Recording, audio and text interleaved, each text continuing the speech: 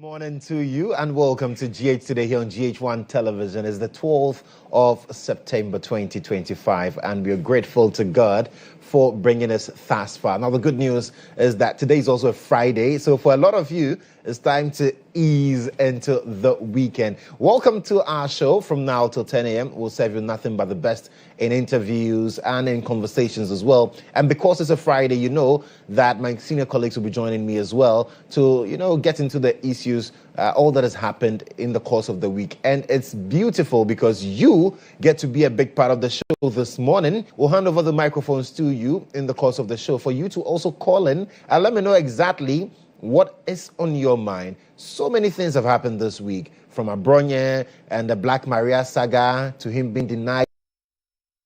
Also, issues of, Guta and the locking of shops belonging to foreigners engaged in retail trade. They say they are enforcing the GIPC law because foreigners are taking bread from their tables. Also, the president, John Dramani Mahama, decided that in about 8 months in office, it's time for him to speak to the people of Ghana through the media. So we'll bring you excerpts from that press encounter as well. So much has happened since then, and quite a lot to talk about as well, because PURC is contemplating whether to give in to the proposals from the ECG and the Ghana Water Limited to increase tariffs. Now they want 280%, in some cases 225%.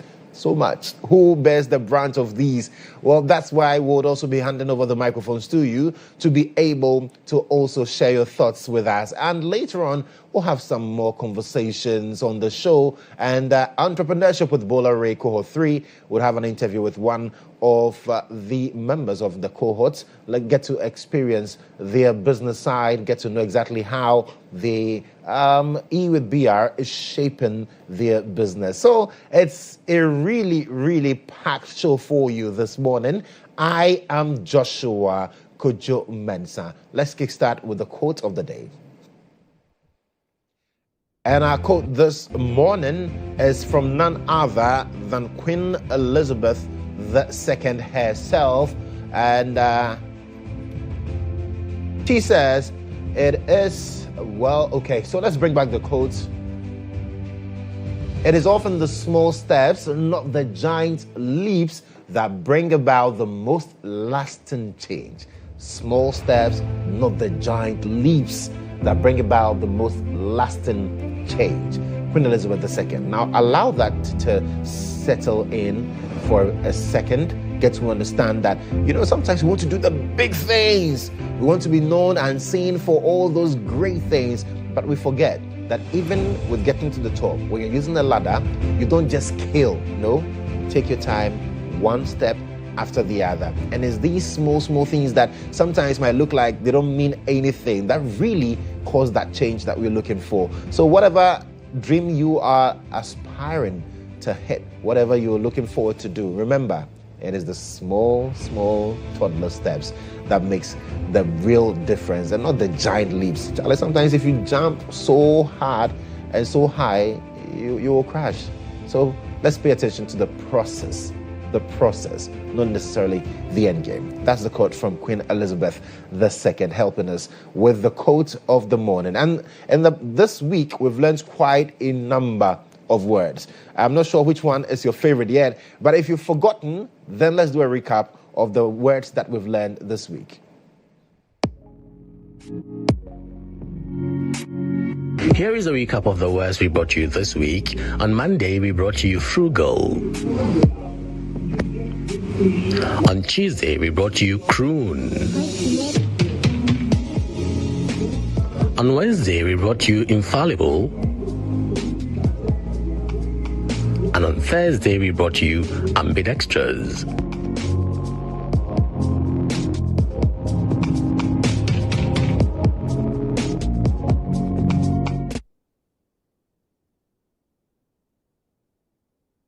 Right, so Noreen helping us with those beautiful words. Now, which one is your favorite? For me, it's got to be croon. Beautiful. I mean, it's the first time I'm meeting the word, though. So we also learn a lot on the show, not just educate you as well. But it's a Friday. What's a Friday without some good music? And so the video of the day, I don't know if you remember, prior Tinting, prior Titia, prior Honeyho. Now we're on Tins. That's the video of the day. We'll be right back. Stay with us.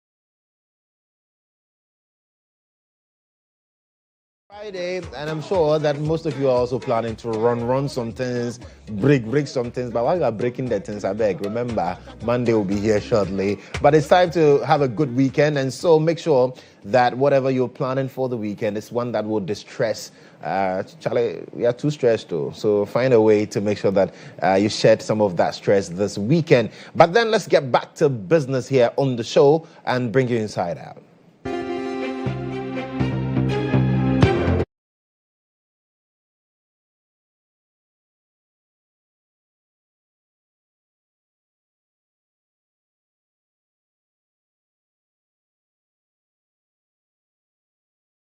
Number of things have happened this week, from Abronye all the way to the presidential encounter that is still raging because of some questions we posed to the president and answers that he gave. But let's start with Abronye, because quite a number of conversations have arisen from that. People have expressed dissatisfaction with how they felt he was treated, especially the vehicle in which he was transported from court, the Black Maria. The MPP believes that it sends a very wrong signal. Abronye is not a criminal. If he's being held for inflammatory languages and all of that, well, that's not how to treat somebody who has not stolen, has not killed, has not committed any crime that befits or that warrants that level of treatment. And so his lawyers have also been speaking. Let's take a listen to them. But remember, this is where you get to call me and share your thoughts with me on all of these raging issues. But let's listen to Abronye's lawyers.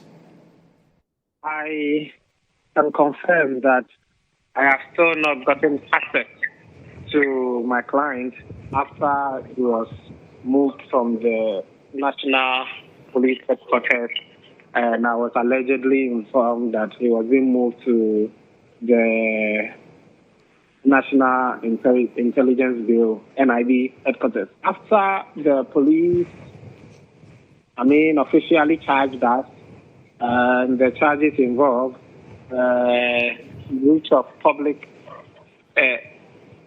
if I recall very well, breach of public peace and then publication of false statements. We responded to the charge and we were informed that my client was needed downstairs in another office.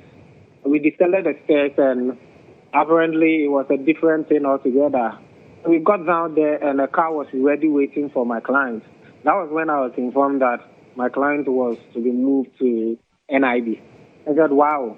I had to quickly rush back, get my phone and get that of my client's phone. And I had to get my driver, quickly follow up, and we got to NIB and I am informed that my client has not been moved there. The NIB offices are around 37. I'm told they are 2. We moved to all the 2 offices. We were informed that my client, Chairman Kwame Bafo, has not been moved there. Right, so that's a lawyer for Abronya when I engaged him on Monday, saying that he's unaware of the particular presence of his client, even though they attended to the police as they were asked to, and then some way, somehow, they whisked him away without his knowledge and knowing the whereabouts of Abronya. And I remember he said, Charlie, I'm just moving through and through. I move from one place to the other. I don't even know where my client is. Nobody's telling me anything. I'm told he's been sent to NIB. When I go to NIB, they say he's not there yet. So much. But last, like the Gen Zs will say it, we saw Abronya in court. He had his day in court. And the Black Maria, he'd been put in the NPP candidates, not, in fact, the members of the NPP's party, not happy about that at all. I remember we saw Salam, who was asking, Black Maria. Well, that when that moved on, we thought that we were done until we saw Guta also decide to take the law into their hands, literally, moving to shops believed to be owned and run by foreigners in the retail business in Abosokan, locking up those shops and also, quite dissatisfied because they say, no, the GIPC law does not permit you to be doing business here. You are doing business in our land, doing retail business. And so we are locking up your shops. We are making sure that you close, you don't do business. It's our preserve. As Ghanaians, we are the ones who are supposed to do this. And so you foreigners who are invading our retail space, we are taking back our rights. GIPC law, we are the ones who are enforcing that. And we've had conversations on that this week, saying, Guta, you have a point. The law says that the retail business is the preserve of the people, and there are some clauses. If you want to do that, if you want to get into retail business, at least a threshold of about $1 million, you should be also able to employ about 20 people. Then we know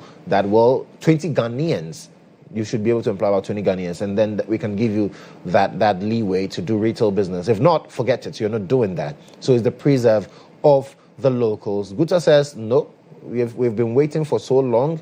We've not had anybody talk about it. Again, no law enforcement. And so we are enforcing the law. And we say, Guta, allow the security agencies to do that job. You are not an enforcement agency. And so that also was the conversation for some parts of this week. And then the president said, Ghana media, come to the Jubilee House. Let's have a tete-a-tete. Let me account for my leadership in the past 8 months. And so we were the presidency as the media, the fourth estate of the realm. We met the first estate, the executive, and had a conversation with the president. And so I asked the president a question, practically on illegal mining. And you just watch this, and let's come back and have a conversation. From GHOne. Good evening, Mr. President. I am Joshua Kodjo Mensah, GHOne Television and Star FM. I'm glad to hear that you personally are telling us that indeed steps have been taken to repeal LI 2462. But then I want to find out from you, the pro-environmentalist groups and then civil society, they want this declaration of a state of emergency. Where's the difficulty in declaring that state of emergency? Thank you. I've been reluctant to implement a state of emergency in the Galamsey fight because we've not exhausted the powers we even have without a state of emergency. We have the opportunity to arrest anybody, to confiscate any such thing. There are laws for forest protection and all that give us enough powers to be able to act. implementing a state of emergency might sound nice, but it should be the last extreme, the last resort. So for now, let's exercise all the powers we have. And if it becomes necessary for a state of emergency, then we'll look at it. It means we have to go to Parliament. The president can't just declare a state of emergency without, going to Parliament, because there's a limit to how long you can maintain that state of emergency. And so I believe that we still have leverage to continue to fight Galamsey without necessarily implementing a state of emergency. It means that we have to delineate the areas where the state of emergency is operational. And if you look at the area where Galamsey is taking place, it covers several districts of our country. And so we would do it if it becomes necessary. But for now, I think that we've given the security services enough powers to be able to deal with people who are found to be. So that's me and John there,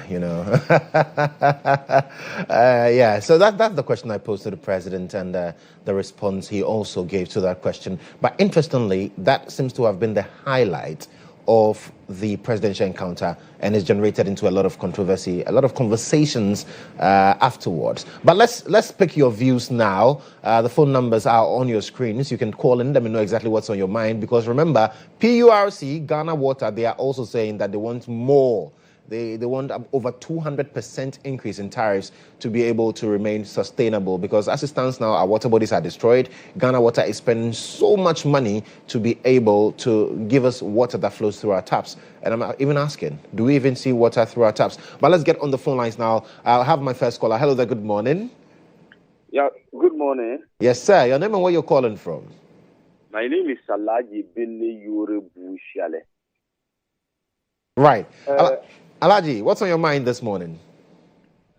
Let me send my question to Shamina and Chairman. Alaji, if you could just speak up for me a bit, I can barely hear you. Right, sorry. Alaji, please call back. I have another call on the line. Hello there, good morning. Yes, good morning. Yes, sir. Your name and where you're calling from? Yes, I'm Nalek. I'm calling from Tamale. Right. How is Tamale this morning? Yes, I think my take on the Abrunye's DC's arrest. Ghana, in fact, I'm happy with what is going on. Because, in fact, we need to take a serious step in this country to make sure that this country is reset. The reset agenda, I am so happy with the way things go. You see, Joshua, you cannot sit on your program and then you start talking anyhow. True. You start talking anyhow. Insult elders. Talk to the president as if he's nobody. Talk to the IGP as if he's nobody. And in fact, if we don't take steps to correct all things, now it's not like 1992 or 1996. Everybody now has a phone that he can be in his room and then open his camera and then start saying any shit and post it out there. Like what the president said, that now anybody who makes any video insulting people or inciting violence in this country would be followed up and then pick up. Abrunye, I don't know, now it is time for political parties to come together and do what? And bring sanity into the state. I quite remember when Azuka and then the MPP second issue happened. You, Joshua, you sat on your you were able to condemn everything. And that day, in fact, I witnessed you were very sad about the issue. You spoke about it as if it was something that affected you or your family member. Condemn all these kind of unnecessary political issues, right, so that our country will be a better country for this future generation. Absolutely. Right, thank you, my brother, for calling all the way from Tamale. We have another call on the line. Hello there, good morning. Good morning. Yes, sir. Your name and where you're calling from? Please, my name is Alaji Bini Yurubushale. Finally, you are back, Alaji. Yes, thank you very much to give me this opportunity. How's my beautiful Sarah? She's fine. She's doing very well. First of all, let me send my greeting to Shamima Musa and Chairman of Oso Ampo for and Nana Oyibampo Ado, Deputy Chief of Staff and Chief of Staff, Honorable G.S. Zebra, and as a Chief of the Worker. When you look about the comment about you are a media man, right? Right. If you are a media or you are a political communicator, if you go to sit in the radio or television to speak, don't just speak anyhow. If you speak anyhow, you will get problem into yourself. You know about the Abu on your comment. If you know that Abu who insult the Reverend Kanguya, if you know that Abu, the same Abu so Kennedy Abu who are the MPP financial. And the same Abunya insult doctors and the Abbey, and the same Abunya insult and lie to Madame Joyce Baumukar. I said, what kind of person you are? And you always giving false information. Speak anyhow. Did you think such communication and we win the 2024 election? If you want to be a communicator, you need to speak well. Don't just come and speak anyhow, thinking that we will leave you and you continue in that tangent. Right. And maybe people will stop. When we talk about that, and they pass our mind back to the Kevin Taylor, saying that Kevin Taylor insults people. Come to tell us, Kevin. Alaji, thank you. We have another call on the line. Hello there, good morning. Good morning. Yes, sir. Your name and where you calling from, please? This I'm calling from Bolga. Right. What's on your mind? Yeah, the question you post on the president. The president didn't tell us the implications of what will happen if he maybe establish the state of emergency. Right. You went down and maybe give some answers. No, some of us are not satisfied with the answer. But a lot of us, you have to tell us, what would be the implications if you implement this state of emergency? And the people of Ghana will maybe understand and follow you. But if you just give an answer that we are not there yet, you feel like you are understanding things. Right. Right. And look at them right now. Ghana water companies are saying that they are about 20% of what? It's going to affect the people of Ghana. We are urging the president to maybe to come up with maybe to prevent this guarantee so that we can improve our water bill. Right. For me, the poor now is suffering. If the water is going by, the poor is suffering. Concerning we are less from our elders. So if our elders are talking this way, then it always affects the real who are coming out watching it by look upon them. So some of the things in the way they communicate to is not good. So the way when it's being treated is not fair. After we are knowing that. Sometimes our elders will also know how to talk because we are learning from them. So if you get up and you start to talk to your authorities, you can criticize your authority, but it's not okay. So, what you tell you the new generation that is coming. It's not good for us to be talking our elders and doing things that make you know what we are saying is not true. Right. All right. Thank you so much for calling also from Borga. Let's check out our next caller. Hello. Good morning. Good morning, my brother. How are you? I'm doing very well. I hope you're doing well too. Yeah, my name is Abu. Right. So talk to me. What's on your mind? Yeah, let me use this occasion to greet my senior members in Western Region, the Tobuka Chairman, my regional chairman, my regional minister, and my vice chairman, and the NCE for Efia, Majida Kugu. Allah protect them and give them the strength to do better work for Ghanaians. You see, you, the media, sometimes I blame you. Oh, what have we done? Yes. To you people to educate and entertain with the Ghanaian citizens. In the Kufado area, the Galamsey, They have used all the resources, all the tactics, military, civilian, all the intelligence. And they couldn't able to solve this galamsey. That's why the current president said, no, it should declare state of emergency.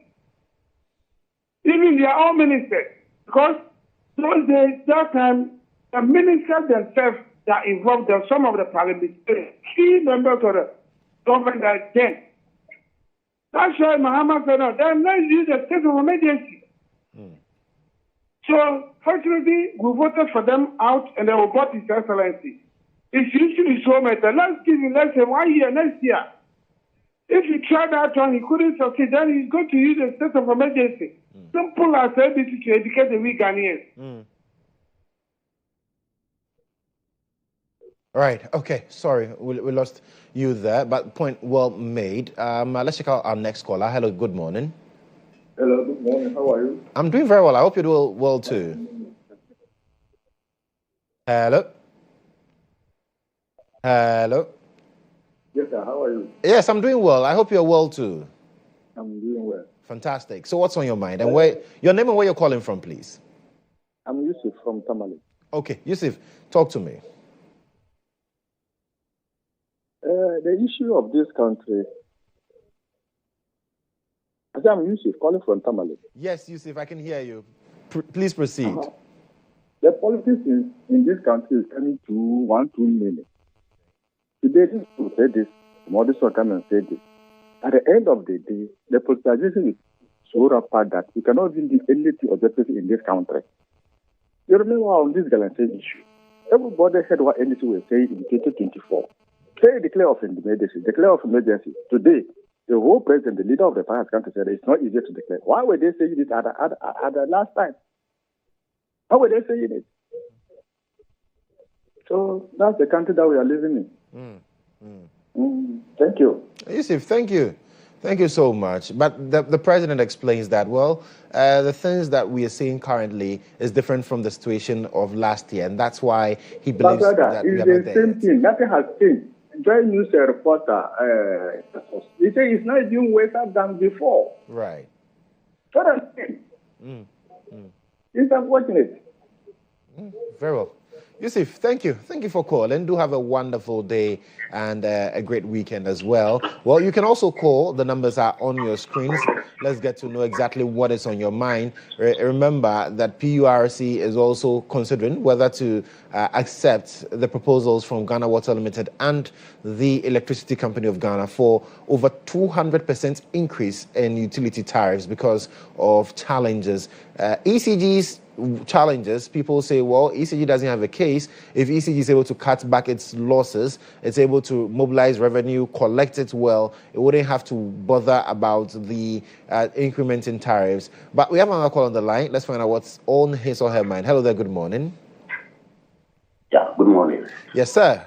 Welcome. Thank you. Yes, your name and where you're calling from. Yes, I'm Alasan calling you from Tema West. Okay. Al-Hassan, what's on your mind? Yes. Thank you very much for this opportunity this morning. I just can't understand why John Dramani Mahama appointees are vilifying NPP members. If you look at Abunya case like this, what did he say? For my opinion, Abunya said nothing. I don't see any offensive word from Abunya. My brother, we were in this country, and I believe you know the kind of words that Kelvin Taylor accused Akufo-Addo, Bawumia, and even NPP appointees. Kelvin Taylor. Has somebody picked him? Even Ghana, the Supreme Court served him bench warrant. They aided Kelvin Taylor to the country, actually housed him at the vice president residence. Before we all realized, Ghana Supreme Court declared him free. He's free to walk. He's free to go wherever he wants to go. What has changed? One of our callers said, even the Galamsey, all NDC members in opposition, they were chanting singing songs everywhere. For those who declare Ghana as a state of emergency, not even where they are doing the galamsey. He should declare the whole country as the state of emergency. Today, what has changed? Now, what has changed? Look, my brother, we were in this country. Akufo-Addo said the CD are picky. Instead of them to focus on working on Ghana CD to make sure the CD is strong to compete with the dollar and other countries, they use their time to be arresting MPP appointees. It's bad precedence, my brother. And you know what? Ghana is not safe. Because what they are doing today, don't you realize that if there is another change of power, and they also want to pick people, are we going forward or we are going backward? Right. Alassane, thank you. Thank you so much for also... Don't leak me. Right. Alassane, thank you. We have another call on the line. Hello there, good morning. Hello, good morning. Well, I know the lines are jammed, so please try, keep calling. We'll get you on. Hello, good morning. Good morning. Yes, sir. Your name and where you're calling from, please. My name is Baba. I'm calling from Bolga. Okay. Baba. In fact, what's happening is something that we're all surprised of. You see, the president talking about this guarantee, the excuses and the description he was giving, or they were there when it was 2 months to elect, and they were putting pressure. I don't even blame the president. Well, he's a politician. He was very hungry for power. But the people that were also championing organizations, UCAP, all they should declare state of emergency, not knowing they were having their own interest. Some of them are now giving appointment under this government, that they should declare state of emergency. Now he's giving justification. You know, President Mahama has been president before, between 2013 and 2016. He saw how galamsey fight was difficult, yet he was putting pressure on Akufo-Addo to declare state of emergency. And I don't know what is happening now, and he's giving all the excuses. He's not ready to fight the canker. But look, what is happening now? Our democracy will soon sink to the gutters. They were talking about culture of silence. Akufo-Addo stand. Everybody, you could speak your mind. What didn't they give to this old man? But today, you speak. The following day, you have been arrested. That nobody should speak his or her mind. You speak, they will come and arrest you. What they are doing today, as the other callers just said, look, if there should be change of power, the leader or the president might not be ready to do that, but the supporters will put pressure for him to even do. And if this one also comes back and it continues that, look, we'll get back to this democracy will be the thing of the past. At least care should be taken, and if they are doing anything, there should be fairness. But you don't see some people paying them money to be insulting people. Then anybody who speaks against the government, then the following day the fellow is arrested. I think Ghana is not moving at the right direction. To see how they can govern the country and stop this kind of intimidation and bullying. Thank you. Thank you. Thank you so much for also sharing your thoughts with us. Unfortunately, this is this is the time that we'll be able to pick these calls. And I promise next week, God willing, we'll give you more time to be able to air your views on the show. But thank you so much to each and everyone who was able to get through. And for those who are not able to get through because the lines were jammed, we apologize profusely. We'll get it better next time. But that's it for Inside Out this morning.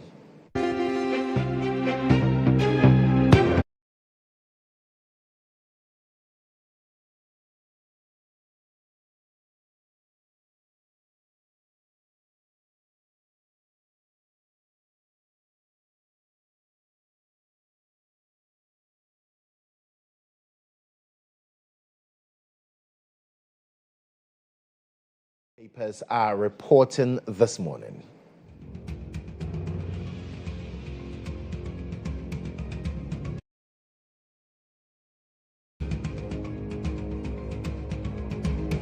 All right, so let's start with the daily searchlight, which says Abronye's arrest. And it's quite interesting. Most of my callers were saying Abronye, not Nya.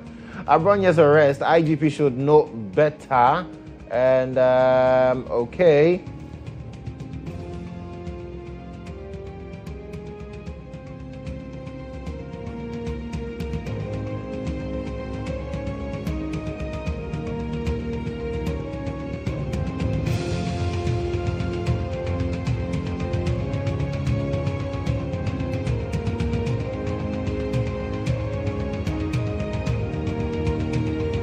Okay, so let's do the Informer newspaper now. Lessons from Gitmo 2 published deportation agreement with the United States. Public demands full disclosure from the government. Also, I'll expose falsehood with data. Bawumia warns liars. Galamsey fight. Mahama rejects state of emergency call. There's also blows in Amenfi East NDC over drip coordinator appointment, and Ghana barred from aid over debt default, and Third Eye Care supports children with some 1,900 glasses. That's the Informer. The Daily Post this morning says Maslock retrieves 3 state vehicles from Chairman Wontumi. That's the CEO of Maslock confirming that there. There's also 200 cases under investigations as oral intensifies, according to President Mahama. Sisi Adapa invited to CID over oral investigations, and SICFSL MD cuts his own and staff salaries by 20% to salvage the company. Quite interesting development there. That's the Daily Post for this morning. The Ghanaian Point says national security to crack down on social media hate speech and falsehood. President Mahama to officially kick ball at GPL 2025-2026 opener.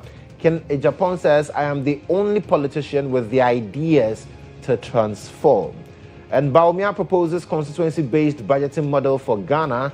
And ICOM's ASSF renovate and hand over washroom facility to Ayawaso Basic School.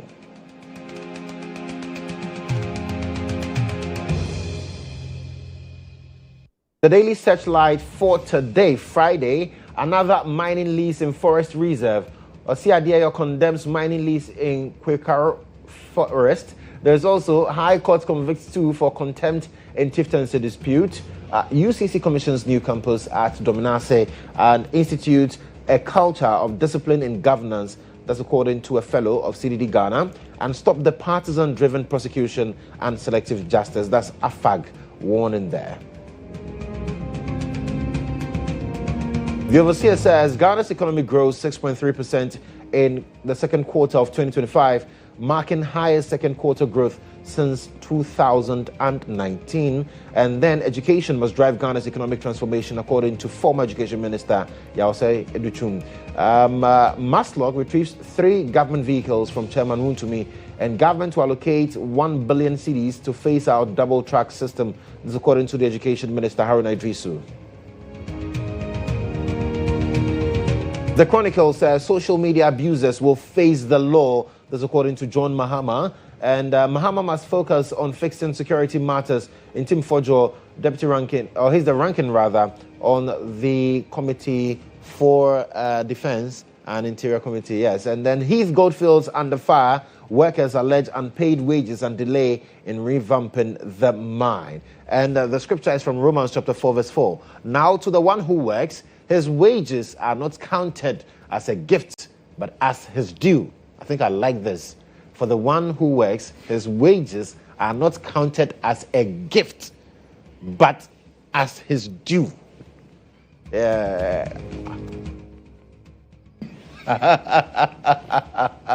Oh my goodness. Chronicle. Okay. The Ghanaian publisher says Heath Goldfields under fire for deceit. There's also John Mahama's Galamsey U-turn, group slums posture. And Tim Kodjo to court, to government rather, stop crackdowns on opponents, fix security challenges, and trade restrictions hurting Africa, according to former President Akufo-Addo. NPP elders to aspirants, stick to issues, not insults. And I think I agree with that.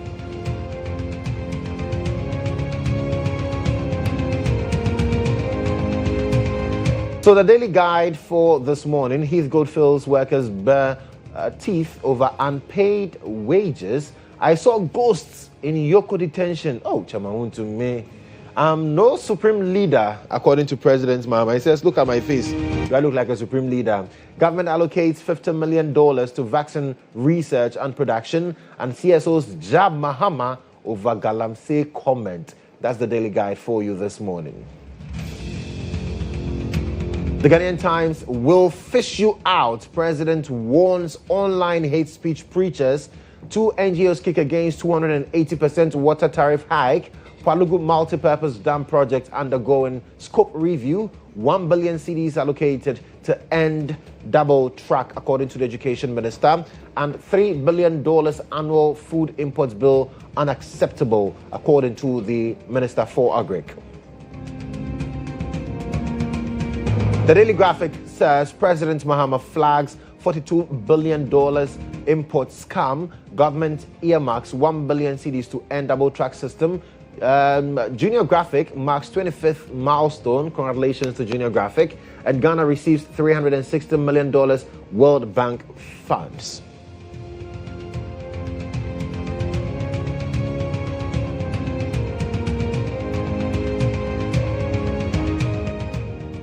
Right, so that's what the papers are reporting. Let's take a quick break. We'll return with more.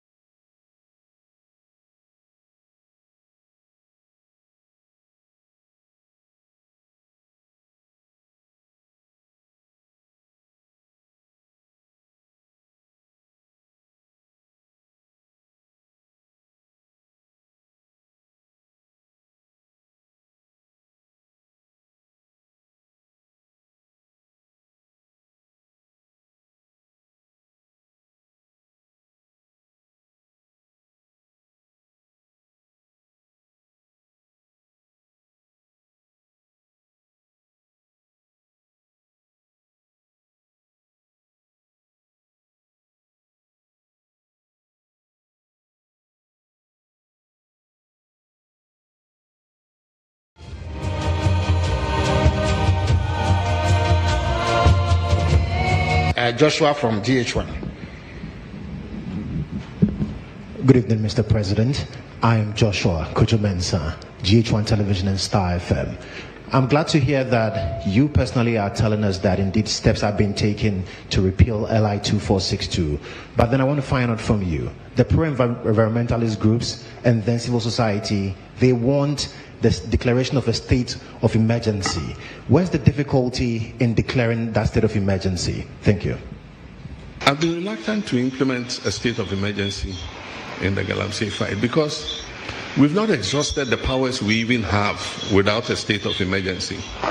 We have the opportunity to arrest anybody, to confiscate any such thing. There are laws for forest protection and all that give us enough powers to be able to act.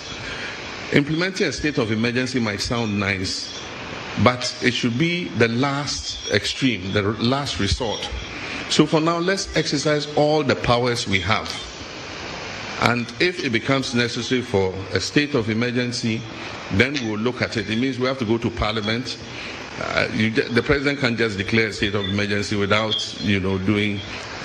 going to Parliament, because there's a limit to how long you can maintain that state of emergency. And so I believe that we still have leverage to continue to fight Galamsey without necessarily implementing a state of emergency. It means that we have to delineate the areas where the state of emergency is operational. And if you look at the area where Galamsey is taking place, it covers several districts of our country. And so we would do it if it becomes necessary. But for now, I think that we've given the security services enough powers to be able to deal with people who are found to be involved in Galamsey. All right, so it's going to be a heated one. Because even behind the scenes, we are already getting into the conversation. And so, yes, welcome to the Breakfast Review segment. On Fridays, we sit with our fraternity, and my seniors have joined me to help look at the issues that have blazed the week. Wilberforce is here, Awudu is also here, and Ibrahim Al-Hassan is also here. So, gentlemen, good morning. Good morning. I hope you're doing well. It is well. It is well. I like that. So, it is well. We are managing an IB. Romans 4:4. No, but you know better. We are all in this together. All right, so let me start with Wilberforce. The president decided that. Yesterday, I didn't see IB at the event. Yes.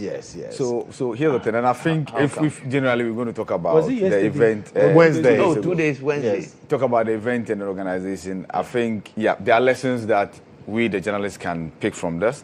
There are lessons that organizers can equally pick. I think from the journalist point of view, yes, we had admonished that when you get the opportunity, don't waste the slot.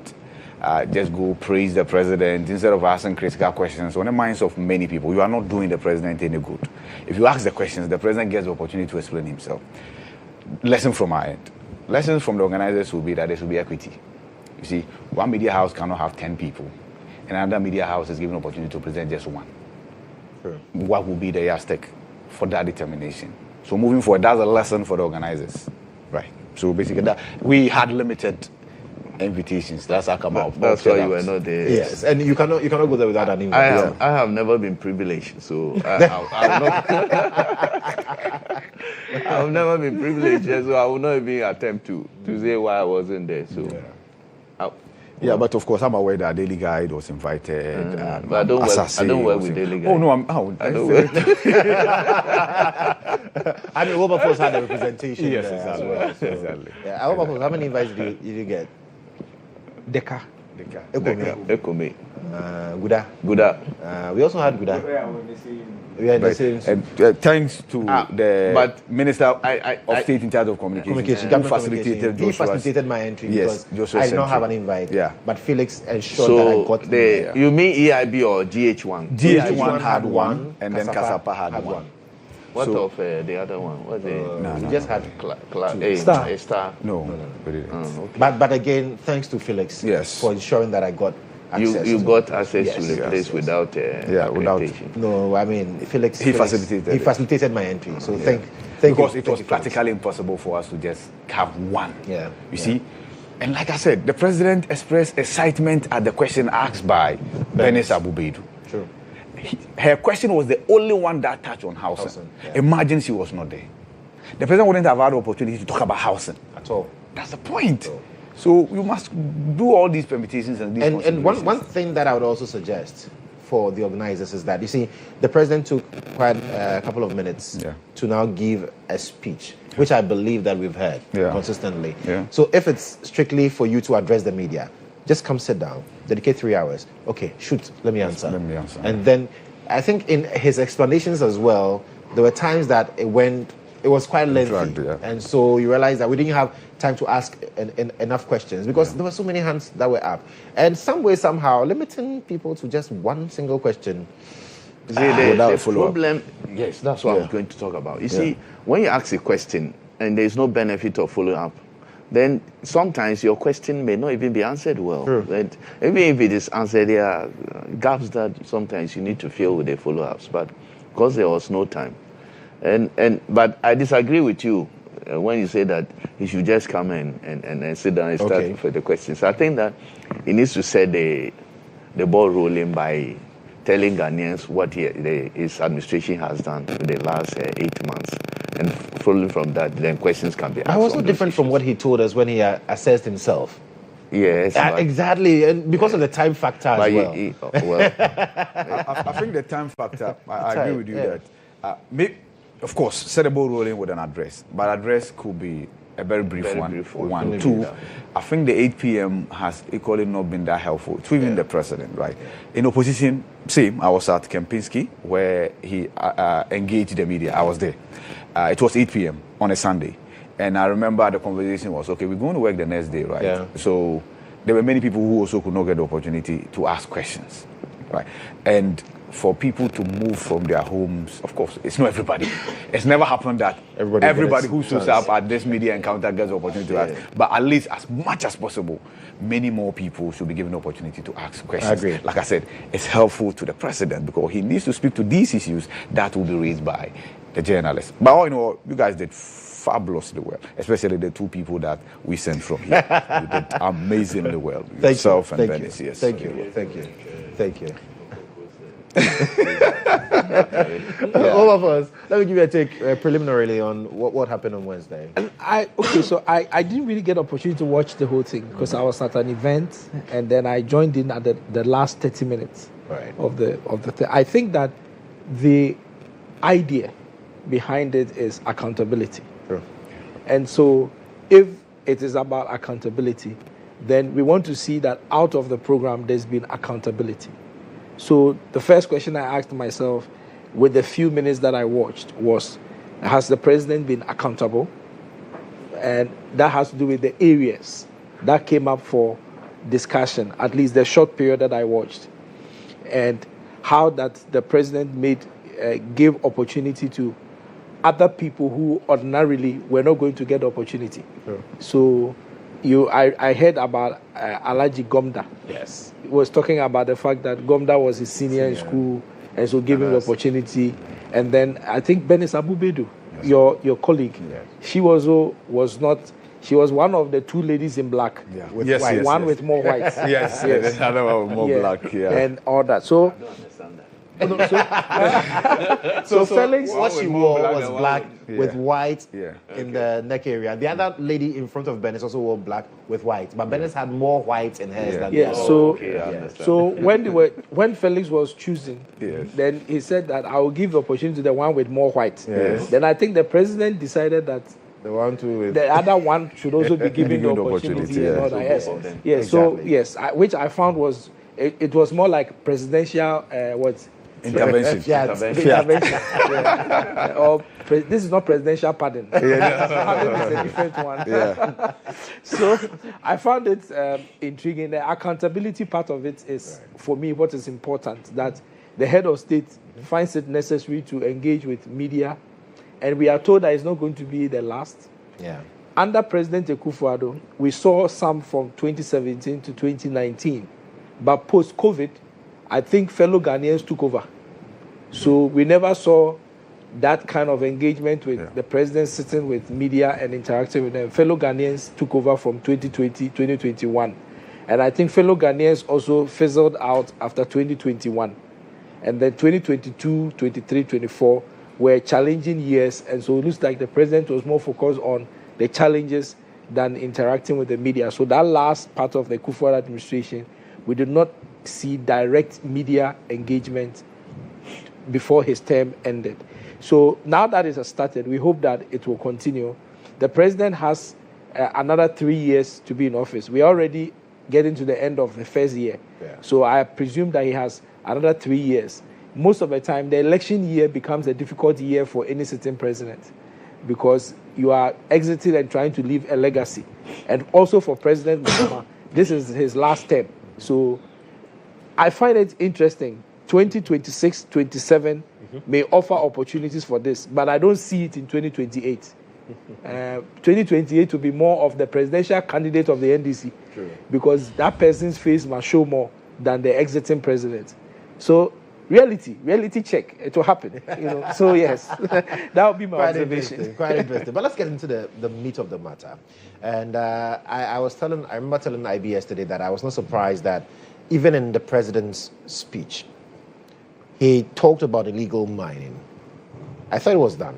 He moved from there, talked about other issues, and came back to illegal mining. So Galamsey clearly was top on the agenda at this particular encounter with the president. Now, IB, post the encounter, we've seen quite a lot of fallout. Yeah. People say, well, the president's remark with regards to questions asked on Galamsey and even what he said that his administration is doing in terms of fighting Galamsey, the forests that have been retrieved and all of that was unsatisfactory. But where do you stand on that?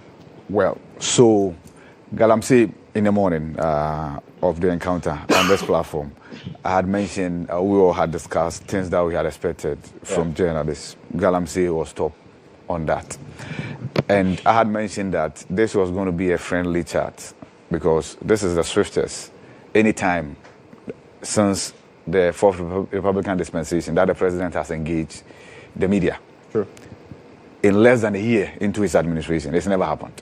And that's because usually you use the first year to settle in, to fix your arsenals and oil them properly for takeoff, i.e. appointment. In fact, the president is still making appointments. It's not done. That's how our system works. So first year is for house cleaning, housekeeping, and many others. So I said, okay, then this engagement will be about the future. So you said you were going to do A, B, C, D. It's not about what have you done. It's about what are you doing and what are you going to do. And that's what the conversation is all about. So the Galamsey conversation is situated within the same locality that, okay, so we had this menace that we're dealing with. We attempted dealing with it in the past. It didn't work. And nobody's oblivious of that fact. What are you doing differently this time around to ensure it works? Yesterday, somebody dared me, and then I also dare all of us here, and then dare viewers, to produce anywhere that the president now, then opposition leader, said he's going to use state of emergency to fight Galamsey. Somebody dared me. So I'm also daring viewers, and then all of us here, to produce that, because I've not been able to do that yet. And then the person also directed me to the NDC manifesto, that I should go there and look at the toolbox. What's in there that they said they were going to use to fight Galamsey, as whether I can find state of emergency. I did that. I didn't find it, right? But I'm also aware that declared state of emergency was a very prominent comment that came from many quarters, from GJ to UTAG to even TUC, right? And some elements within the NDC, some individuals within the NDC. A lot of them, they joined, yes, they joined, calling on President Kufuor to declare state of emergency. Now, I've engaged them. Their explanation is that we had fought Galamsey for 7 years. So first was the moratorium. We placed a ban on small-scale mining. How different is that from state of emergency? Because we said all small-scale mining activities halt. And then I remember we held a forum, the stakeholders forum, at the Accra International Conference Center. I was there. Then afterwards, we got into action, set up one committee, one task force, and what happened? We did not succeed. And then the calls came. Declare state of emergency. What will a state of emergency do? Joshua, I've taken my time to look at what a state of emergency will do. It's the same as placing a ban. Yeah. It's the same as placing a ban. So it means that we will deploy more firepower. We will send the military there. We will send the police there. Right? Red alerts. If today we say without using the word state of emergency, we want to issue red alert on Galamsey, can't we do it? So when I heard the president answer your question, and he said state of emergency will be the last resort, I said, okay. He talked about other options that are available. What are the other options? The explanation that didn't sit well with me is the reason for the withdrawal of the police task force. The IGP's men, that they could not tell the difference between legal and illegal miners. That's an indictment on all of us. So two things. It's either everybody is doing illegal mining, whether they have a legal concession or not, or the policemen are so dumb that they don't care whether you show them your documents or not. They are coming after you. That's problematic. And again, I think it's been about 3 weeks. That's enough time for us to refine and fine-tune things and send them back. Because you heard the president also relate to the fact that some of the forest reserves that we were able to reclaim from them, the guys have gone back. And so now the strategy will be that once we deploy, the military might be stationed in these forest reserves permanently. Again, the president related to the fact that the controversial LI that allows for mining in forest reserves will be withdrawn. No longer an amendment, as the environmentalists were asking, as the NDC promised in opposition, that LI will be repealed. Now, with that, I'm also aware that it means that something must be done about the Mining Act, because that's the parent act. And that's what gave birth to the LI. I'm aware that there are some large-scale mining companies whose concessions are in forest reserves. Yes, the concessions sit in forest reserves, but they are large-scale mining firms. They will have an exception. So all this must be factored into the new act per the amendment that we are going to have, right? Back to the concerns of the environmentalists. They are legitimate. See, if people still think that declaration of state of emergency is the way to go, legitimate demand. But the man in charge, who will pay the price for inaction, probably not him personally, but his party. Because if you ask me to talk about factors that saw the back of the NPP, I'll flag Galamsey as one of them. I've not seen the Professor Kwe report. No, I have not. But I'll tell you that Galamsey is one of them. Absolutely. And the way it was handled. True. Now, if the president says, I'm able to fight this without declaring a state of emergency, I have other tools available to me. Like I always say, when the politicians deploy strategies, I say the end will justify the means. The president has said declaration of state of emergency will be the last resort. He's barely 9 months into his administration, so he cannot be deploying his last resort, he says. Let's wait. I'm willing to wait. Because, like I said, Galamsey will consume everybody, including the political party that he belongs to, if he's unable to deal with it. Okay. So I won't split hairs over this. The man says, I have a lot of options available. As of now, these are the options I'm deploying. If it gets to the point where I'll have to fall on this, I will. That was the answer he gave. Well, I will wait. Okay. Audu, will you wait? You see, if you use propaganda on Galamsey to win elections, your governance and inactions in government will expose you. Did you hear that? I'm saying that if you use propaganda on Galamsey to win elections, your governance and inactions on Galamsey will expose you in power. Look, I've heard many people say that the president himself did not say that a state of emergency should be declared. Yes. Why? The president was on the ticket of a political party, and that political party has actors. They have leading members, and they were speaking on behalf of the party. So he didn't need to come from the president himself, even though he was a candidate. He didn't stand as an independent candidate. He stood on the ticket of NDC, National Democratic Congress. So if elements within the party were part of the campaign and they were calling for a state of emergency, I will not say that the president did not support it. He supported it because he didn't stop it. He was a candidate. When people, trade union, the labor unions, UTAC, all of them were on the street calling for state of emergency. Why? The options that the president is talking about now were they exhausted? Were those options exhausted? When his party, that is why I'm scandalized when people say that he himself did not call for state of emergency. He has appointed somebody at the Lands and Natural Resources Ministry who was calling for state of emergency. If the president did not believe in the call of that person, will he be appointed to that ministry? My own good friend, Honorable Amako Fibua, said the state of emergency should be declared. His communications minister now, Sam George, said a state of emergency should be declared. My very good friend, the education minister, Haruna Idrisu, state of emergency should be declared. The list goes on and on. Why? All these people, when they were supporting the trade unions, the labor unions and all the organizations, the churches, the Catholic Church, you know where they were on the street, all calling for state of emergency. They didn't know the impact of state of emergency, that we did not get to the point that we should declare state of emergency.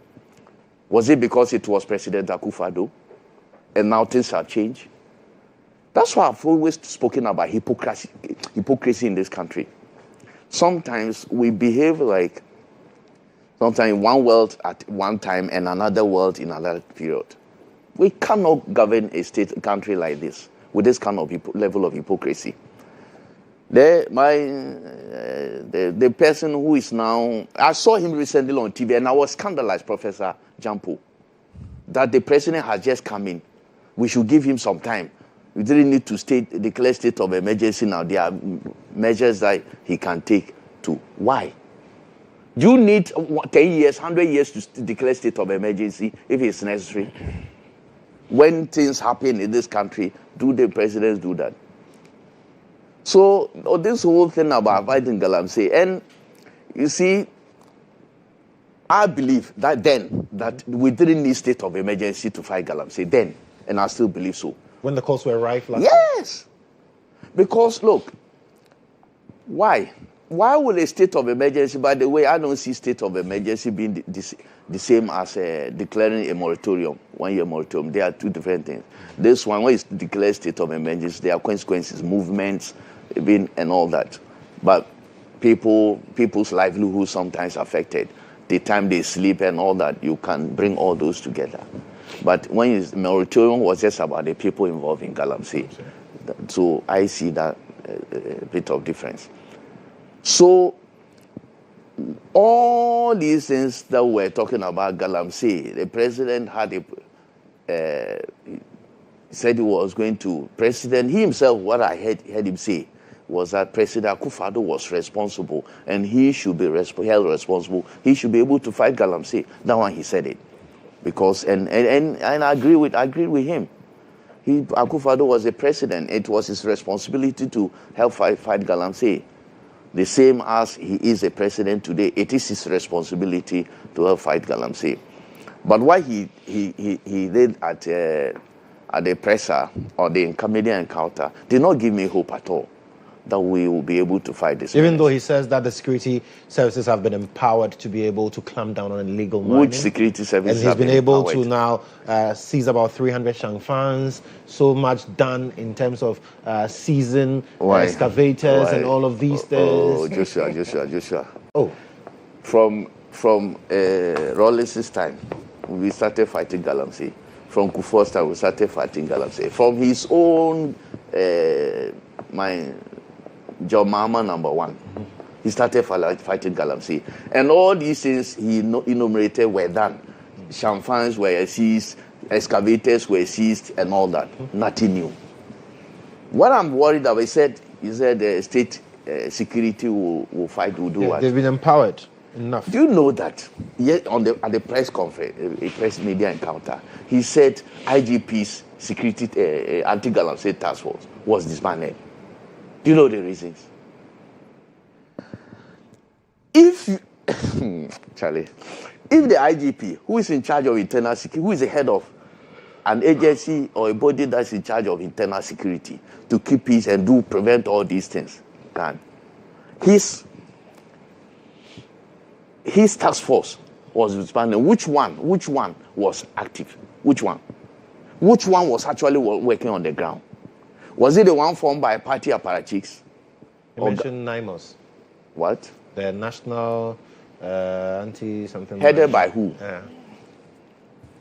I'll find that out for you. You see, IGP, people have, many previous governments, and including this one, they have used soldiers, they have used police, they have used all that combined. And what's the name? Those names from Anti-Illegal Mining Operations Secretariat. That's the NIMOS. Yeah, but the secretariat is yet to deploy a task force, right? But we had some task forces. You remember the national organizer has called on government to disband all the task forces, anti-Galamsey forces. Did you hear him say that? Really? Like yes. Yeah. The national organizer. That there are a lot of task forces. I don't know how to even call them. Anti-Galamsey task forces. That government should disband them. Why? The national women's organizer, who is CEO of, is it? What's the name? Mineral Investment Fund. you mean, yeah. She had her task force on the ground. When she won the this country, she was at the Galamsey area and she was commanding. Where is she? She's around. She's working. Maybe she said she sees some 40 excavators. By the third time, the following day, 2 days later, they were left with only 5 or so. I hear later she has clarified that. So they were all these people were task forces were formed within government, and they were all seizing how do you call it, excavators. Right. And so you see, I also heard the president say that some people will be taken to Australia. Did you hear that? Yeah, small-scale miners. Yeah. Small-scale miners to know how to do small-scale mining. We have UMAT. We have other institutions that are. Do you need to take somebody really to Australia to be informed, to be educated that you don't need to, you should not mine in water bodies? Do you really need that? I know there are various techniques in mining, but the first things first. You don't, before you take the person to Australia to learn how to do the mining, I don't begrudge the president for saying that. But at least we should be able to stop people right now from mining in the water bodies. Right. We should be able to stop them from mining in the forest reserves. While the president was also in opposition, he said that he was going to release all the small guys who were locked up for engaging in Galamsey because they were not the kingpins, right? So who are the people who are going to be arrested now? The kingpins. How many of the kingpins have been, with the exception of Wuntumi, who was arrested? Charlie, that his company, Akonta Mining, was in forest reserve. Did you see Akonta Mining? Did you see any videos of Akonta mining in forest reserves? Any of you? Have you seen any? Well, it featured in the Professor Fimfon Boateng report. This report, this for some Boateng report, one day will have to come out. I've seen government officials, people at Jubilee House quoting that copiously that report. That report is as discredited as any piece of trash. I'm sure we'll come and talk about one day. If you will mind, next week, we'll bring that report and discuss it. The man mentioned people who are not connected to even Galamsey. Right. He mentioned people. We were at a presser at Dodua with the Minister for Information, Kodjo upon Nkrumah. He didn't organize a presser. It was Bank of Ghana that organized for Primpack, and we invited him as Minister for Information to come and address us. Frimpong Boati stated in that report that Kodjo upon Nkrumah organized a media to go against him because he was fighting Galamsey. And this came from... So right. That report, even that report, people are selective. There's some selective amnesia. When he stated that NDC people were engaged in more Galamsey than NPP in that same report, nobody is quoting it. So we will digest, we'll bring that report here and read it verbatim for people to hear. Absolutely. They are conveniently quoting Frimpong and quoting some people who are actually discredited in that report. But for me, yes, the thing is, now we have done the propaganda, power has been won. Now it is time to do the real business of fighting Galamsey. Okay. The ball is now in the court of the president and his government to fight Galamsey. But what I'm seeing, I see some bleak future in the fight against Galamsey. If you know what I know in the last 8 months, and the stories I have done on Galamsey from interest groups within this government, the fighting on who should be in charge of which place and that mining sites. If you know all these things, who should be in charge of this particular mining site? When MPs, party chairmen are saying that this is our territory, no security agency should come there without consulting us. You think that this is an easy fight? Well, both of us. Illegal mining again. I don't know. I'll try. I'll just try. You know, I was looking at the presser was held on Wednesday evening. Wednesday, yes, then counter. Now, Wednesday morning, I did a look at all the newspapers that publish on Wednesday in the morning. Try and see what they are saying about mining in Ghana. The Ghanaian publisher. Gold Board secures $1 billion deal to develop 300 mines. Ghanaian publisher. Yaobi Menu's Ghanaian publisher. Can equally go to mine. Daily Guide. Jamila Akwile's Daily Guide. Gina Blaze Daily Guide. Small scale gold exports hit $6 billion according to Gold Board. Yes.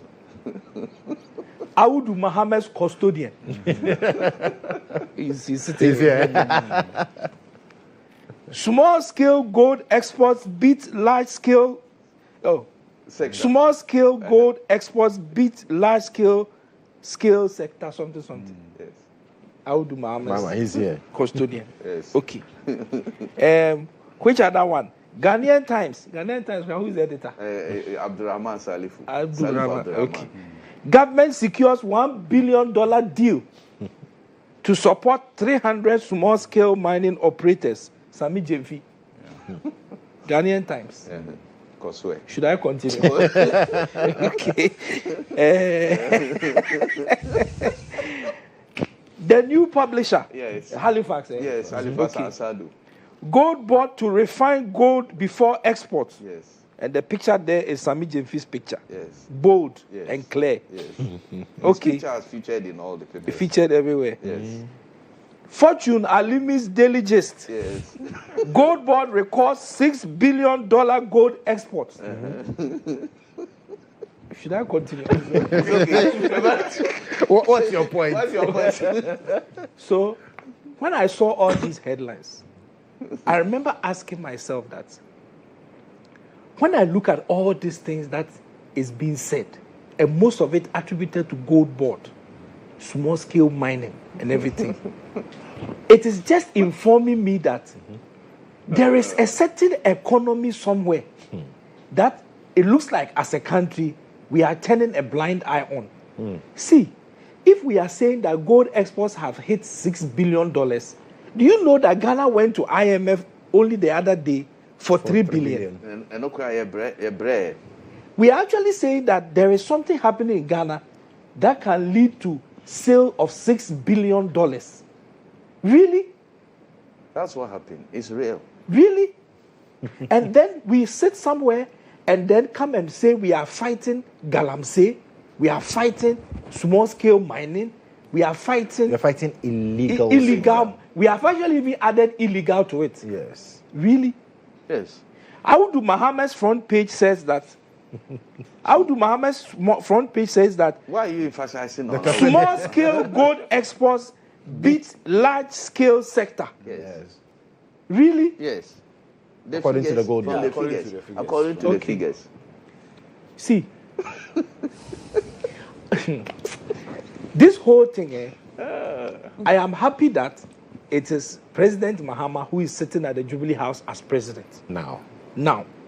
Because some of the things that he said about small-scale mining or illegal mining or galamsey before 2024 elections, some of them, it was disturbing to me.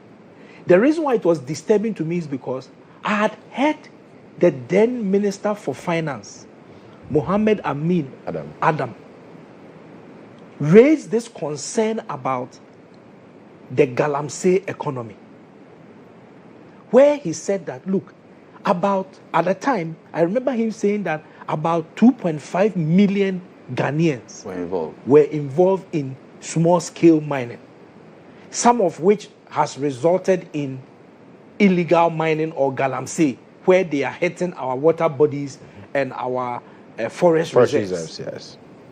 So I remember him cautioning and saying that let's be cautiously optimistic about this thing that we are doing, because there is an economy and the people that are employed in that economy is bigger than the entire country's public service. Can you think about that? The people who are involved in mining, the number is twice the size of our public service. So our public service employs nearly 1 million people, I'm told. It's not up to 1 million, but it's nearly 1 million. And this galamsey sector or galamsey economy is employing over 2 million people. So the question I was asking myself is that we have to be careful. And that is what I'm seeing the president say. Because the politics is over. Now he is hit with facts and figures. It is staring him at his face as president of the republic. So he's saying that, Bojidi, relax. We cannot go at this thing with the gra-gra approach. When I say gra-gra, I mean that gidi-gidi. We are burning, we are killing, we are shooting, we are this. Because it is an economy. It is supporting the very foundation of the Ghanaian economy. So by all means, Wilberforce is not saying we shouldn't fight galamsey. Wilberforce is saying that by all means we should fight galamsey. But there is a reality check that we have to do as a people. And that reality check is what President Mahama is talking about. He is doing the reality check. The reality check has hit him. And he is doing it. And he ought to do it. Because other than that, the impact it will have on the Ghanaian economy will be extremely unbearable. And I don't think any president wants to sit at the Jubilee House and see the economy crumbling in his hands. No president wants to see that. So I can appreciate the difficulties. Somebody will say we brought it on ourselves because we did propaganda with this thing. And the propaganda probably won us election. But after winning the election and seized with the facts, you can't do propaganda with the facts. Now, the way some people in the NDC were talking in 2024 about galamsey, today, none of them can speak like that. None whatsoever. Because they've seen the reality? Because the reality has hit them. So now we have to find another way. And I don't think the other way of fighting this galamsey thing will be that hardcore approach. We will shoot and kill. We will declare state of emergency. We will squeeze your neck. We will break your hand. Those things don't work. As it stands today, they don't work. We need to find a very nice way of assessing all those who are engaged in illegal mining, or engaged in small-scale mining, which is having an impact on our environment. and find a way to get them out of that space. Because the president has confirmed to us that mining has come to stay. It's not going anywhere. Of course. The gold is for us. It is in our land. All our forest reserves across the country, including forest reserves in places like Accra, all have gold. According to the, what do they call them? Those people who deal with those geological, the geologists. Yeah. The geologists, that's what they say. They say Ghana, our reserves, gold everywhere. So the people will go for it. By all means, they'll go for it. But we want them to go for it properly without hurting our environment. And that is the way to go. Find another way. But for now, that approach where it was like some people were on the neck of former President Kufuor, declare state of emergency, kill, shoot to kill, destroy, break.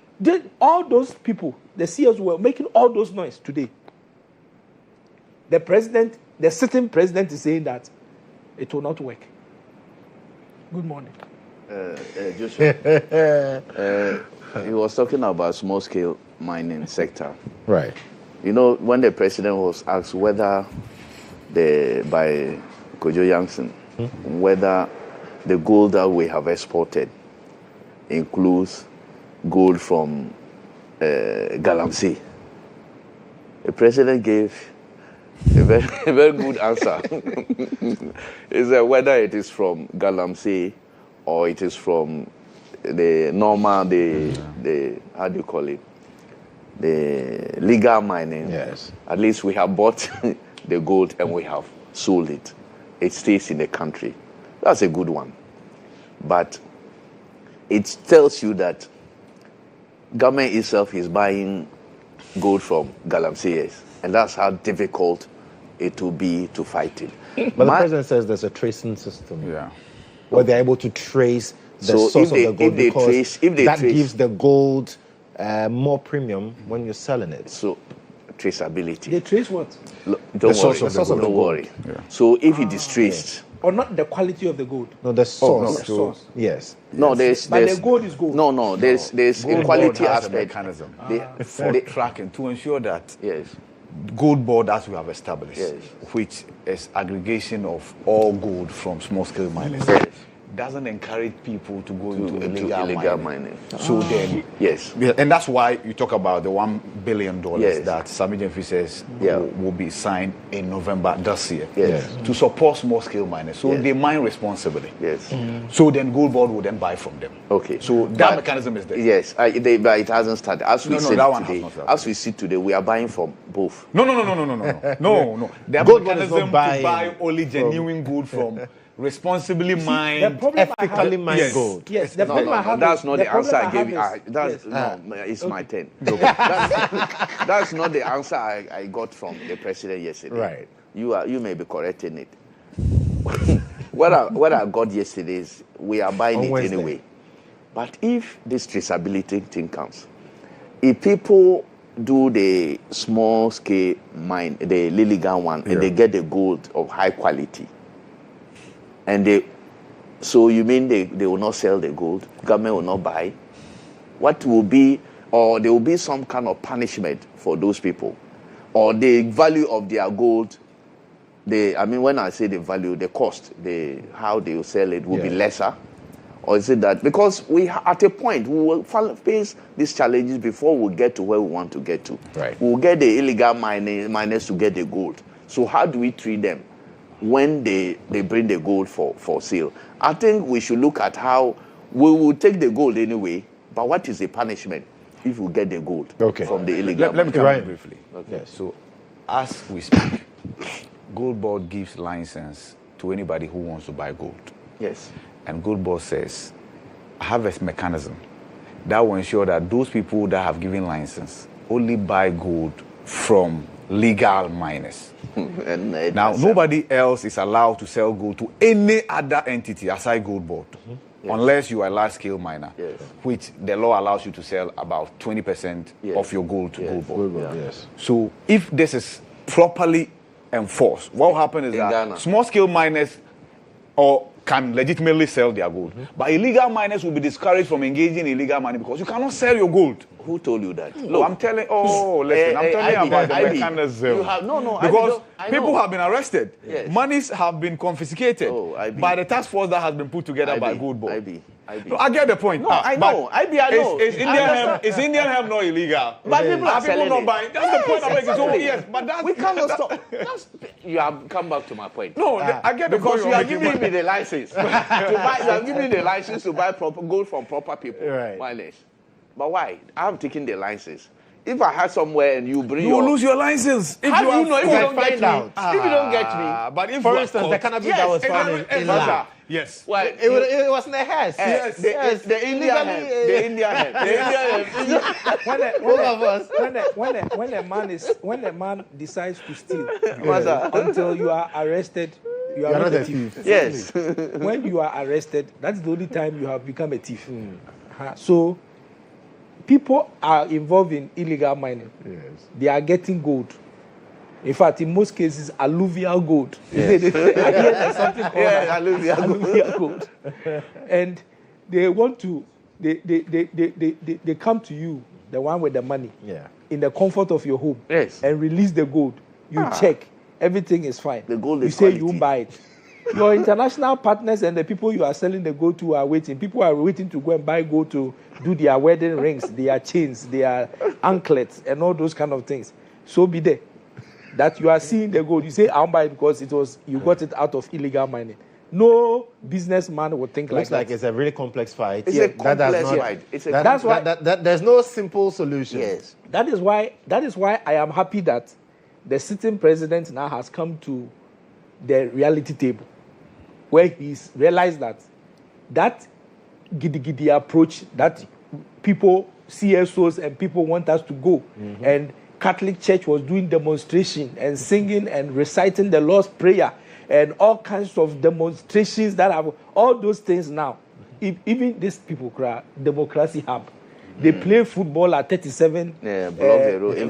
Block the road and did all kinds of things. All because we wanted to fight Galamsey. And that the government, now all those things, I'm happy. They are not coming back. Because... But UTAG still maintains state of emergency needs to be imposed. Which UTAG? Which UTAG? Oh. Professor Jampo's UTAG or which other one? Professor Kudugu's UTAG. No longer the leader. Now there's a new one. Is leading UTAG. Professor he was actually. I spoke to him yesterday, and he says yes, they maintain. Oh, I wish him well. Maintenance. I wish him well.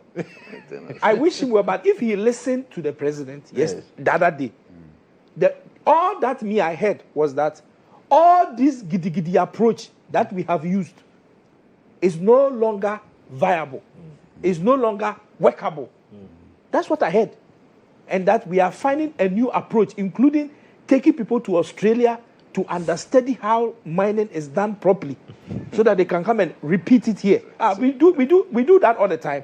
The former vice president went to Estonia to go and study Estonia's tax system to try and implement it if he had won the election. I supported that. Yes. But I said that it should not take us to Australia before we say that people should not mine water bodies.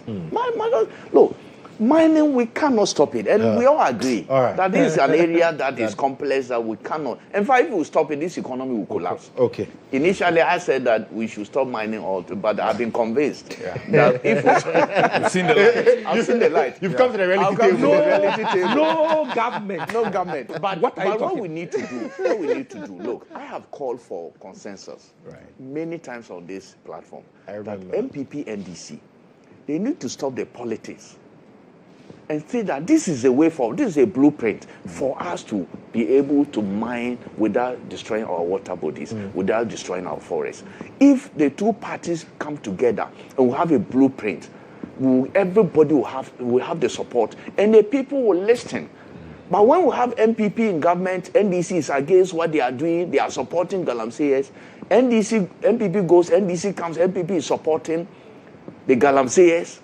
We will never fight this menace. Okay. Let's fight it as a national fight. Take it as a national battle, and we'll fight it together. We'll win. But if we do it the way we are doing it, So yes, there are some estates in Obuasi, the mining area, where people are digging the under the estate too. Estate mine. And of course, briefly on this, so that we move on quickly.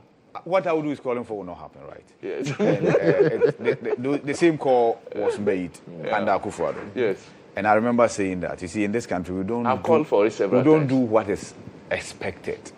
We do what is inspected. That's why we put people in charge of our affairs and clothe them with all the powers. If the president says this show should end right now, this show will end. That's how powerful our president is. It's not as easy like that. Right? No. So and you see, they say uneasy lies the head that wears the crown. The point is this: we have the military, we have the police, we have the immigration, we have the power to put together every task force that we so desire, right? If you tell me that a bunch of hoodlums who have been driven away from a forest have returned with sophisticated weapons and I have pitched camp there and are still there and we cannot drive them away, that's a problem, right? We went to Abrewani Crime, a whole fresh, brand new tier rubber community in a forest reserve, right? That had electricity supply, had their own water supply. In fact, they had their own chieftaincy system. And they were doing community. Yes, they were doing galamsey. Courtesy the military, we uncovered this and we bent it down to ground zero. All didn't help. No, they are no longer there. Abrewani Crime is no longer in existence. That's something. You can't imagine the damage they would have done to that forest reserve. They were still there. I just wish that. You see, so the president be given the opportunity to be president for 1 month. So that it can stop galamsey, No, the point I'm making is that knowing the country we are in, right, that bipartisanship will not happen. It won't happen. The party of the day controls affairs. That is in charge of governance should do everything. And the Minister for Lands and Natural Resources, he has told his own people that if you engage in galamsey and you are arrested, don't even call me. The Interior Minister has said the same thing. Don't even call me. I'm coming. Right.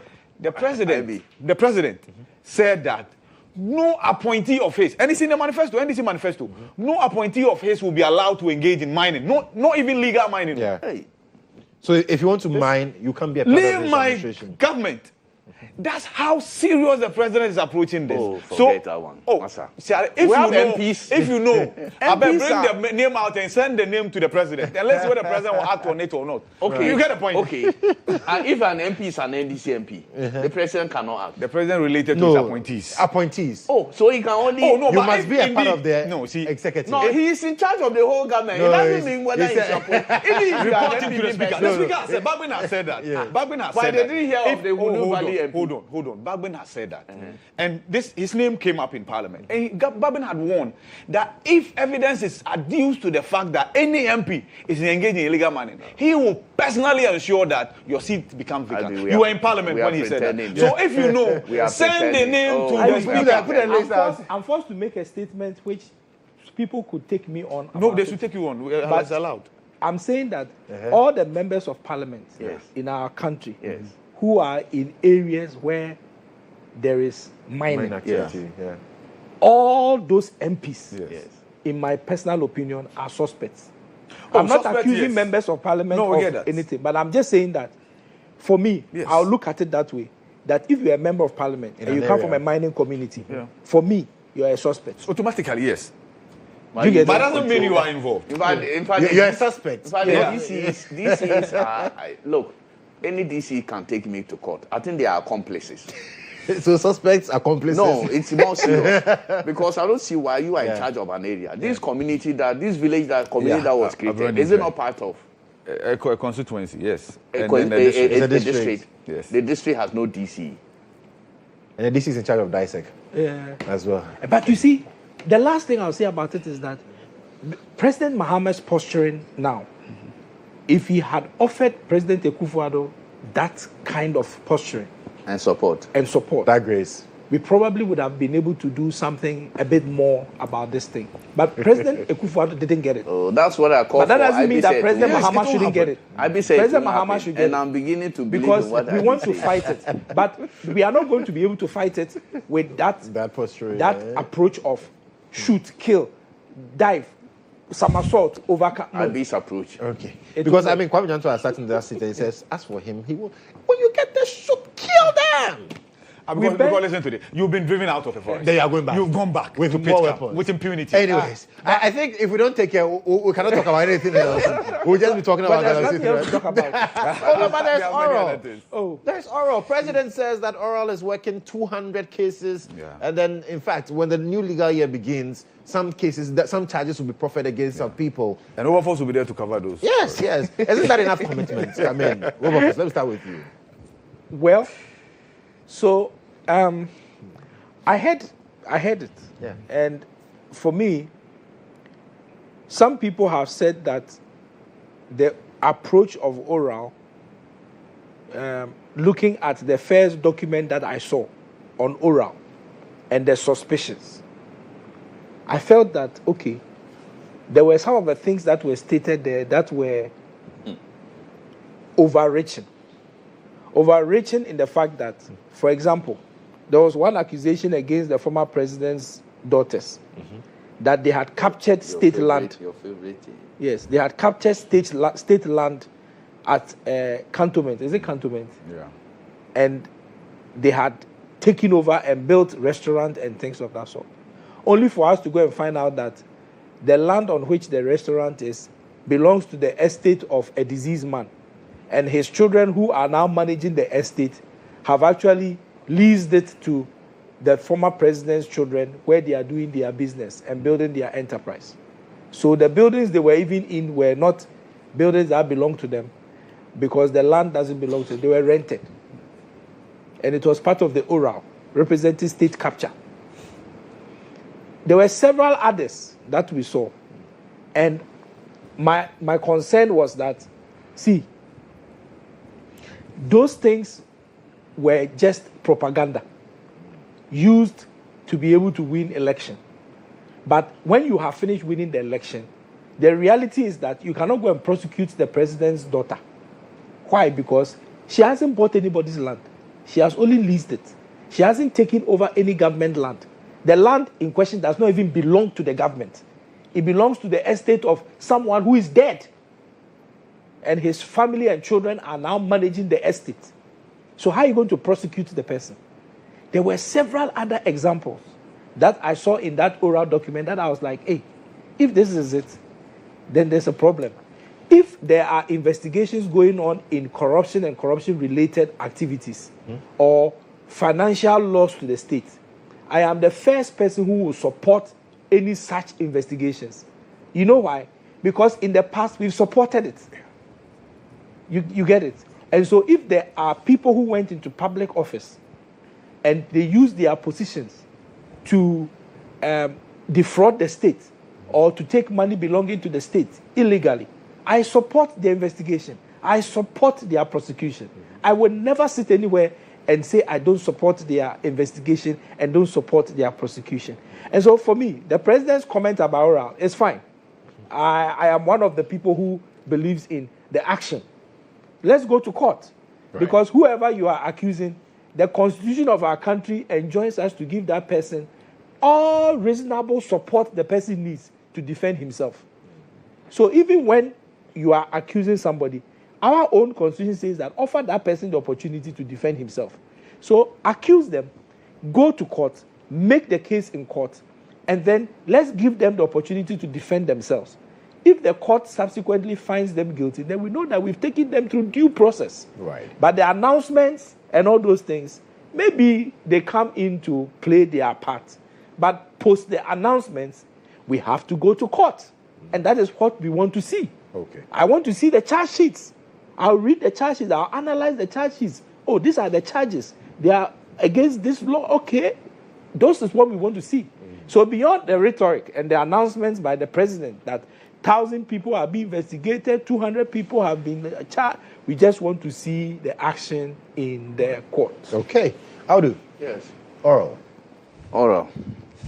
I was trying to check. Since yesterday, I've been trying to find out the value put on the oral by Honorable Ablakwa. He mentioned, I think, is it 30 billion? Is it 100 billion? Billions of cedis. Billions of dollars. Even the it was the total sum money. Yes. I'll find it. Find it for me. Yeah, I'll find it. He said, and I said, wow, when Ghana people have stolen Papa. Because if we were able to retrieve all this money from oral, look, all our problems will be solved. I bet you. All our problems, because the money, the big push is just 10 billion, right? Yeah. We are struggling to get money for the big push. If you get money from oral, yesterday, I have a platform from my hometown. They said that somebody was teasing that oral money, at least, the one from, how do you call it? National Service alone. Yes. Can even do the road from Wenchi to Bole. Okay. This place, Sola. Okay. That road is very terrible. Oh, that's my road. The president mentioned it's very terrible. That the road is in terrible state. Yeah. But you see, I said on this platform, oral, a lot of the things in that oral were gossips and conjectures. A lot. And in fact, I was fortified when the former Auditor General, who was part of the oral team, said that some of the issues in the oral needed further investigations and all that to see the people, if the people mentioned were actually culpable. And if they were, then they will be taken to court for us to retrieve the monies. So, President has said that things have begun. 80-ish cases have been dealt with, and they are ready for court. As Wilberforce said, we will all be looking up to. Court will be very interesting. We will be able to see those who have looted the state. Court will be very interesting. And if we are able to retrieve all the money from the looters, I bet you it is all well and good for this country. Right. Me, I will not say much because there's also an issue of hate speech. I don't know whether I should continue with that one. No, okay. Just We should finish with this one. Yes, okay. Yes. So as for oral, me, I have stated it. Until we retrieve that money, the money mentioned by Honorable Ablakwa, that this is a value that people have looted. Oral cases, people have looted. And we will get this money for the state. If you are able to get that money, I say hallelujah. If you are not, then all the people who were mentioned and their reputations injured should take the committee on, especially the chairman of the committee. Look, there were press conferences held and individuals mentioned who were claimed to have looted this country. If it turns out that those people were not actually looters of the state, then they have every cause to take the chairman on. Absolutely. But let's wait and see. Okay. So I'm looking at the figure you were looking for. Okay. And I'm looking at the oral documents. Yes. The estimated cost of financial scandals listed in United States dollars. Yes. So it listed all the scandals. Yes. Million. I need the total value. Yeah, the total value was 18,441,866,237 billion dollars. $18 billion. So approximately, you know what? $18.5 billion.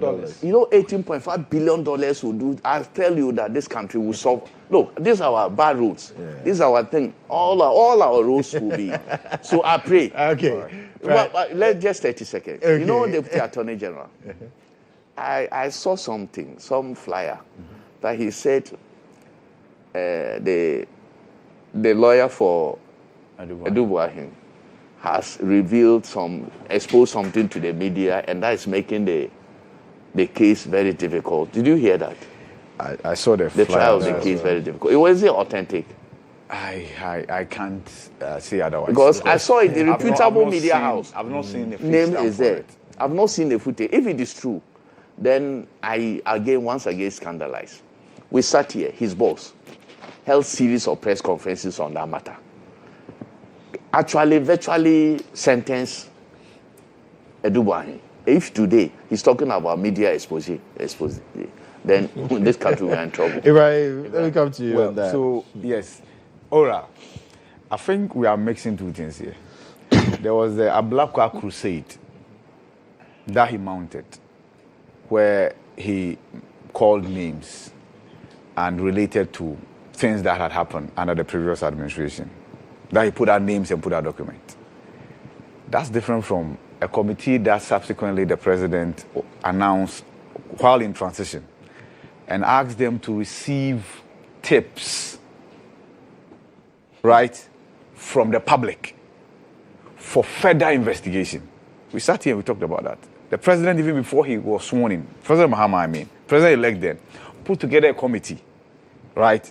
He put out the oral committee. Oh, yes, that's the point I'm making. I'm saying that we are mixing Ablakwa before the oral committee and the things he said. No. Oral never, oh, I'm coming. Oral as a committee did not call the press and indicate that this man had done this, that man had done that, because that would have been illegal. Because these were tips that had been given them, first, on their own, second, when they announced a portal. They put out a portal. Yeah. That if you have anything, more like see something, say something, right? Yeah. And after that, that was compiled. Okay. I remember when they were visiting some of the lands in question, and even the media was allowed to follow. I personally had an issue with it because you are alleging that that land had been possessed illegally or it's been bought cheaply, right? Capture it, send it to the appropriate quarters for action to be taken. That's not time for you to expose the owners of the land and then the land to the public through the media. What if, after it's all said and done, it comes out that the land was legitimately acquired? Yeah. We made those. The perception. Did you see the oral document? Did you see the document? That's why. I'm coming. I'm saying there's a document that was entitled oral. Don't worry. Don't worry. Let him finish. I'm coming. After the committee's work was done, right, that document was presented to the president. And then there's video to that effect. Yes. That document was presented to the president. But I'm saying that oral as a committee did not call the media and say that Oberforce took this land. So this is the value on. That didn't happen. But oral as a committee. Did anybody said that happened? Oh, yes, that's the point. I said that's a black as an individual. It had nothing to do with the oral committee. No, but I did also say, I said chairman of the committee. I mentioned that's the point. You see? But then he was not the chairman of the committee. So Ablakwa did not do that in his capacity as chairman of the committee. That's the point I'm making. But have you seen that? Look, you see. Oh, no, let me finish. Yes, let me finish. See, again, the monetary value that has been placed on oral. It includes all the monies that we have sunk into the cathedral. Yes. You heard the president talk about the fact that the audit report is almost ready, the forensic audit is almost ready, and that prosecutions will follow. This country. Right. I'm not sure anybody deluded himself or herself that the value that has been placed there to the very last penny is something that's recoverable. I'm not sure nobody deluded himself or herself in that regard. Right. Now, I'm all for recovery. And I've said this time with that number that I'm not even for people being thrown into jail. No. If something goes wrong, you are in office through your action or your inaction, and there's that possibility of you paying, probably with interest. I'm all for that than you even being bundled and thrown into jail. So that should be the focus. Out of those pointers, out of those cases that have been flagged under the oral report, how much of that can be recovered? And so when the AG looks at the case, let's look at the NSS scandal and says, okay, this is how much came to these individuals. This is how much they are willing to pay, probably with interest. I will go for that than throwing anybody in jail. And that's me personally. There are hawks who disagree and say, no. Throw them in jail. Like, let's prosecute them, let's drag them. Let's exact that punishment. You are entitled to your opinion. I'm saying that if the country can get back monies that have been lost through actions and inactions, to me, that's enough. That will even serve as a deterrent. That tomorrow you know that if you take 1 Ghana cedi that belongs to the state, you pay 1 Ghana with interest. Yeah, that's it. And the law allows that. The law allows that. Now, the president also on Ora talks about the fact that the revelation by Fifikweti, yes, the general secretary of the NDC, that there are some elements within the government who are interceding. And you see, we're a country of intercessors. From the Kasok to the Kente, to the Fugu, to Lawane, or the see, imams, pastors, we do that. And I think the beginning is when you get appointment and you are coming for the hearing at the appointments committee. That's when your kinsmen, your chiefs, your queen mothers follow you. That's where it starts. So they are happy that you've been appointed. When you are in trouble, they are also expected to show up for you.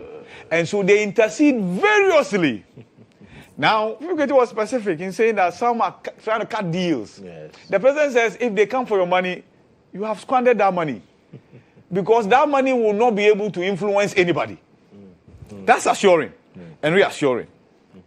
But they say... The president will go to court with the cases. Oh, the AG, the president says the AG briefs him.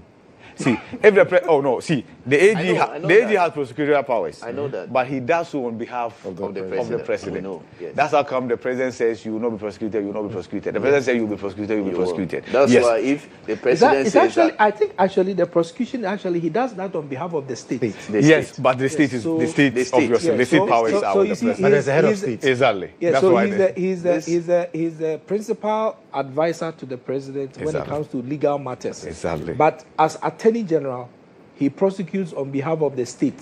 Exactly. Not specifically in the name of the president. But when of course, for that, we get that. No, we get that. But he's right. He's right. But this is a theory. I get that. This is our constitution. Yeah. You can equate the state to the president. We get that. So, and I'm sure that's how come in the past we had president versus adjudicator. Yeah. But that, of course, we've got to know that shouldn't happen. We should not have the president versus. It should be the state. It used to be like that. In fact, it used to be like that. So who you sue the AG, Attorney General? In fact, it used to be like that all the cases until 1992. It used to be like that. The president versus. I get that. It used to be like that. I get that. But with the amendments that we took, we got to know that we should never have the president versus. Okay. It is the state versus. Yes. Right. That one is settled. Yes. It's settled. I know where yes. Great. So now is the president.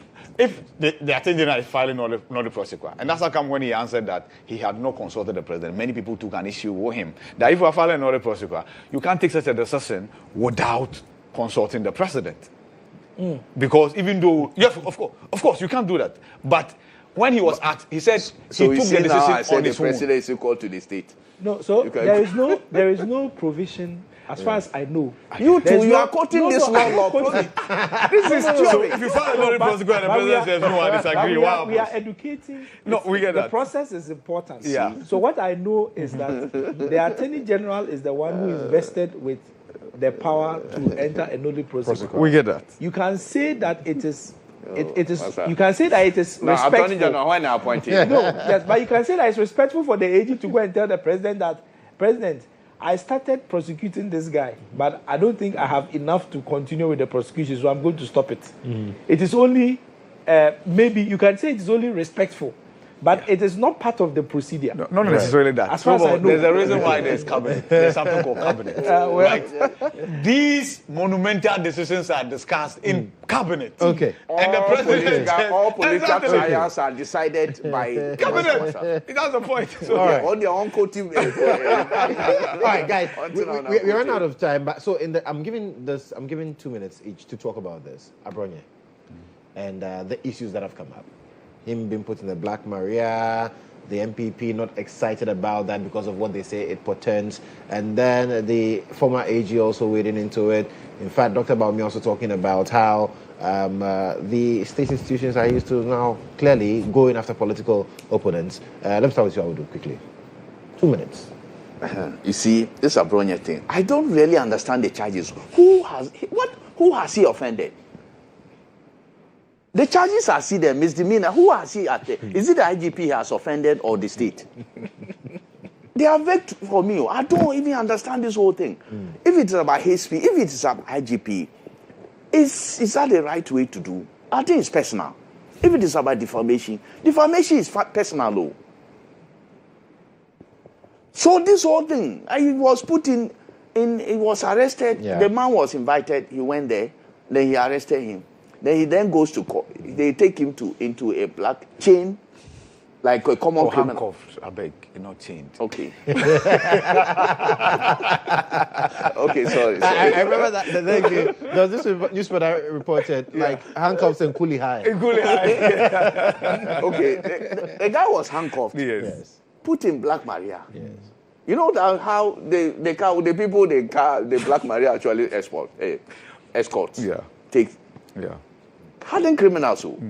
The guy sat. Look, I have sat here that we should stop insulting people on radio. We should stop maligning people on radio. I have said it. I said I've stopped going to some radio stations because of that. I sat in a radio station and with a certain group of people, media. Some they are not even journalists. They call a minister a thief. And now when I alerted the host that, look, you cannot do that because the person said, you know what the person told me? He said, "Oh dear, you won't film. Take yourself out." So when it comes to hate speech, it is something that President has spoken about. It is something that I actually hate. I don't detest. But you see, we should be fair. We should be fair and objective in this country. We behave in a manner that is nauseating. We have somebody called Kevin Taylor. The man sat in US. He has the similar thing Abronia has been doing. Kevin Taylor insulted every person in this country except probably President Mahama. He insulted every important person from Duncan Williams to Chief Imam to Otunfo to Ochehene. Everybody. He insulted even a judge. What did the judge do? They asked him to come to court. The man, he didn't land in this country. A bench warrant was issued for his arrest. For 4 years, this guy never landed in Ghana. NDC wins power. The guy comes here, allegedly housed in a state house, residence of former president, where my senior brother, President Mahama, once lived. That the man was housed there. He then goes to court under the security guide of police, with this IGP as the head of police. He was taken to court. The first thing that people were expecting him to, once there was a arrest warrant on him, the guy should have been arrested the day he landed in this country. But what did we do? We guided him with the state power, with state security. We took him to the Supreme Court. The guy quashed everything. He is gone back to the state to start with his insulting spree. And we're here talking of somebody who has probably done a similar thing. He did not have the liberty of even walking to court himself. He was handcuffed. You didn't say chained. He was taken to court. What are we doing to ourselves in this country? Okay. When people, you see, me, in my life, that is why probably some people, I don't know, I don't like hypocrisy in my life. That's why when I see things, I say it doesn't matter.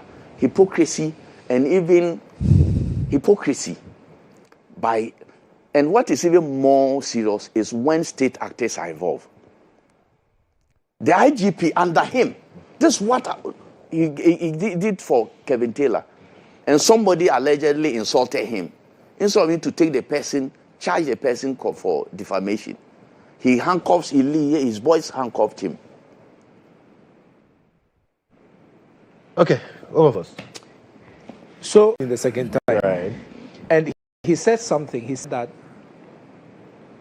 gradually, governments and authorities are leaning to the show of power instead of respect for international law.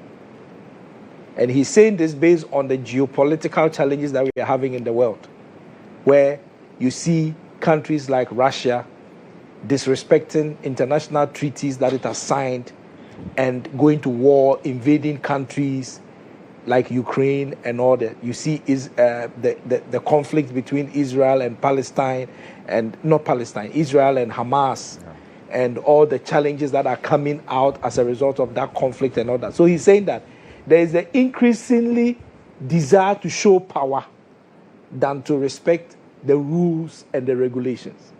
These international rules and things, we gave it to ourselves, but we are not respecting them. Now, I'm bringing that assertion into our domestic activities, and I'm beginning to see that it looks like there is a desire for the show of power. You do something, we'll show you power. So we'll arrest you, we'll detain you, we'll give you bail conditions that are high, you can't meet them, we'll frustrate you. Whilst you are trying to meet them, we are keeping you in custody. They are taking him to court today. Yes, I know. So I'm only saying that let's not get to the point where we are loving the show of power. Okay. Let's rather respect the rules and the regulations. If you arrest somebody based on a misdemeanor, say his what was the charge? Something conducive to the breach of the peace. I've forgotten the full charge, but that's a misdemeanor. What are the things about misdemeanor? You'll be granted bail. I'm bringing you to court. I'll not bring you to court in a Black Maria for an offense of a misdemeanor. It is show of power. I have been reporting in the courts for how many years now? I see people who are brought to court in Black Maria, usually hardened criminals, somebody who is charged with murder, some people narcotic-related offenses and all that. But somebody whose offense is misdemeanor.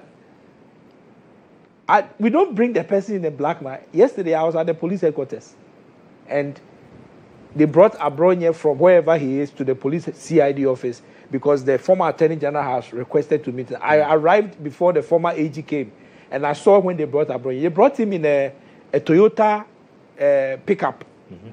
That's what they brought him in, with all the people with him.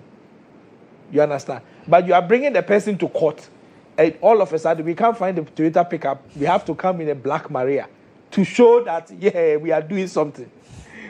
You know, we saw a similar situation where some gentlemen beat up a politician during a rerun at Ablikuma North. They arrested 8 of them. We never saw their names. We never saw them. They took them to court. The people say, we are guilty. Do you know the people? I don't know them.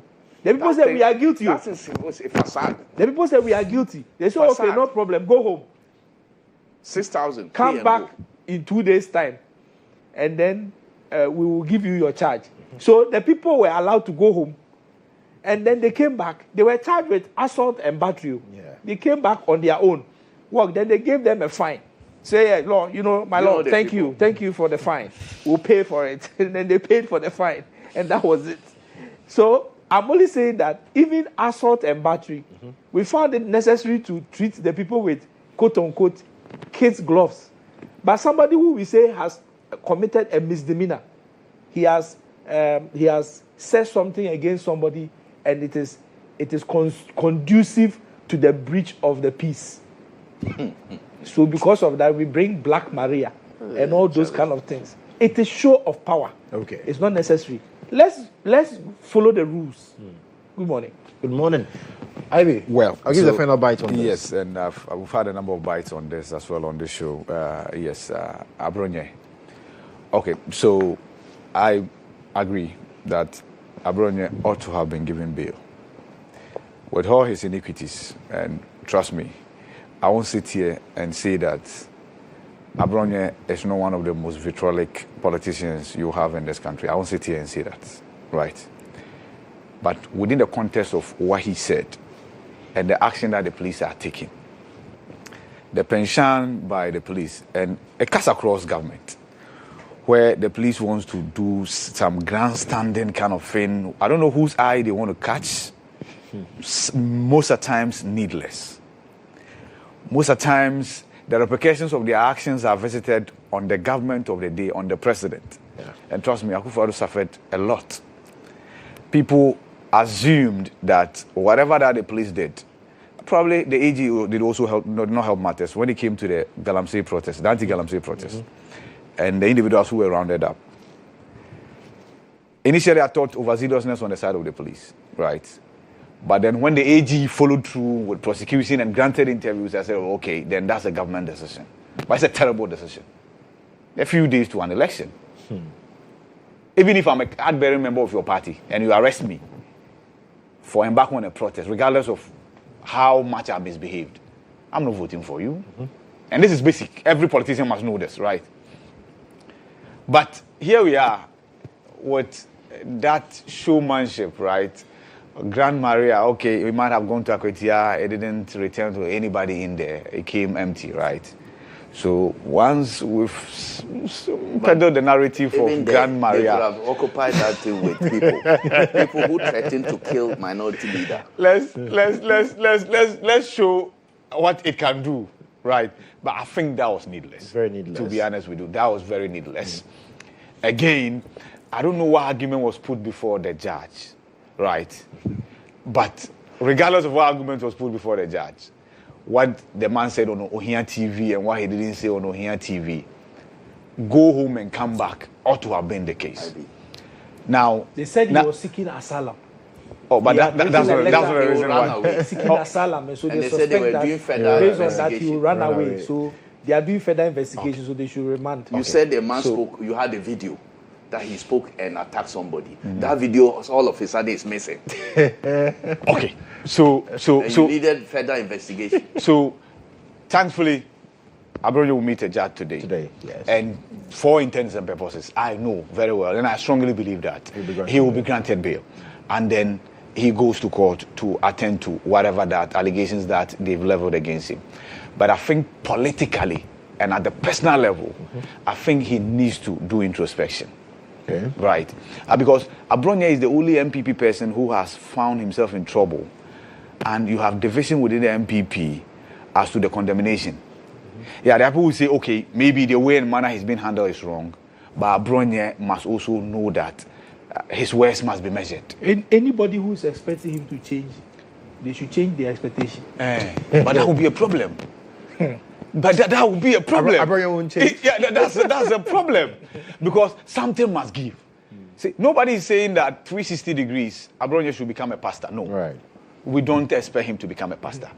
But I would relate it to others who have been insulted. Jurisdiction matters, my brother. Jurisdiction matters. A lot. No. See, you are bringing jurisdictional matters here. When the person landed in Ghana. You're not getting me. I'm not talking about the insults. You insult the people there. To it, but here, he was issued, the arrest warrant was issued in Ghana. It was not issued in America. He came to Ghana. The arrest warrant was not effected. Yes, we were talking about the. So when they come to Ghana, what happens to them?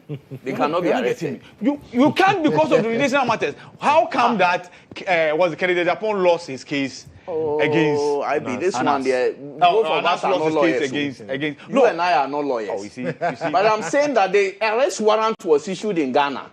That was the man lands in Ghana. That was on a different. And that was not because the case that was taking place in court and what he said about the case which was very much alive before a judge. That was it. I'm not talking about, you are talking about the insult that he's I am talking about his. Do you know what he said about the judge? Okay. He spoke to a case that was pending before a judge and spoke about a judge. We get that. Okay. We get that. But that one, the Supreme Court is in its own wisdom has quashed that warrant. It's been dealt with.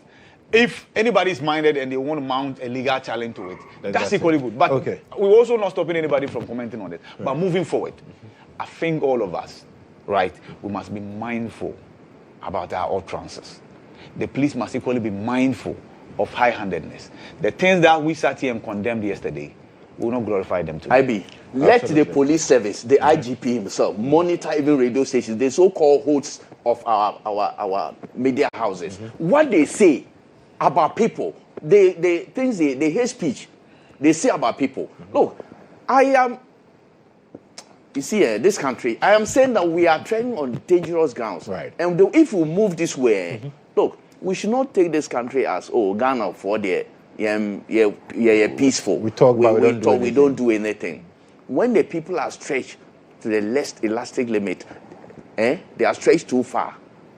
Beyond their tolerance level. Yeah. You know what has happened in the U.S.? I know you don't have time, but the Charlie Kirk issue. Yes, Charlie Kirk. Very far right guy said so many things some of them very insulting to women, He attacked, and all that kind of he things. attacked academia. And somebody somewhere was planning his exit without him knowing, without the security architecture when even knowing. they least expected it. Yes. He went on a an rooftop environment where 200 yards away from the guy Fired and into shot him in his neck and killed him. I can never subscribe to this kind of barbaric behavior. But whilst we are condemning the barbaric behavior, you also have to look at the other side. What is it that has been done to get somebody to get to this point where he thinks he has a right to take your life? All because of your rhetoric, your conversation, your talking, and all that kind of... Some of the things that I heard Keck saying in the past, before the 2024 elections, some of them were very disturbing. Of course. Very, very disturbing. But he had subscription from the people who matter, including it was endorsed by the current president. Yes. So we have to look at it holistically. Okay. People are getting agitated because of things that people are saying. So let's be careful. Let's be careful. But violence is still never the way to I mean, go. I agree yes. with you. As far as for violence, we can never condone violence You in see, any when form. there is this kind of... When there's no fair play in things we do in this country, sometimes it get to a point that, Mensah, I'm tired. Don't be tired. We can't be tired as well. The people cannot be tired as well. But gentlemen, thank you so much for coming. Wilberforce, Audu, and then Ibrahim Al Hassan helping us with the review segment. But we're back after this with more interviews. Please stay with us.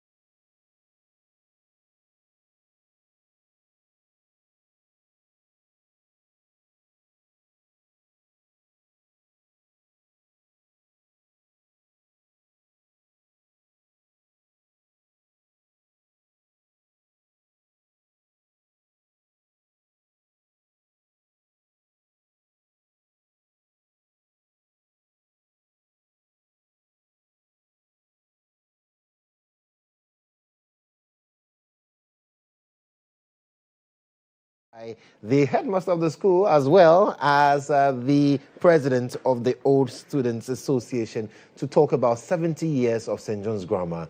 Quite an amazing feat. And I have Reverend Louis Mawina Yagbe, who is global president for the Old Students Association of St. John's, as well as Sebastian Akalinya Adama, who is headmaster of the school. Gentlemen, welcome. Thank you. 70 years of St. John's Grammar. Well, let me start with you, Sebastian. How does that make you feel?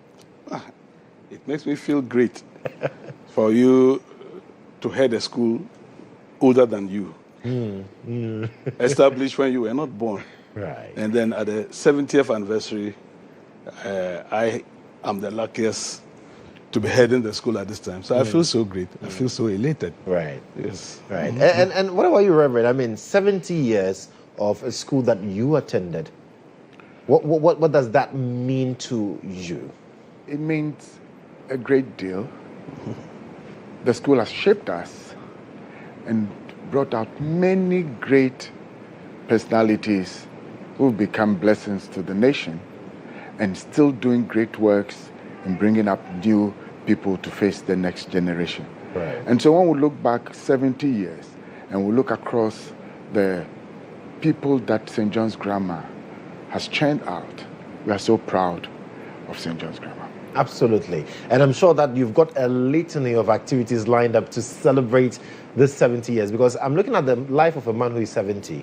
That is 10 years after retirement. It should be enjoyment. Definitely. Right. There's a list of activities.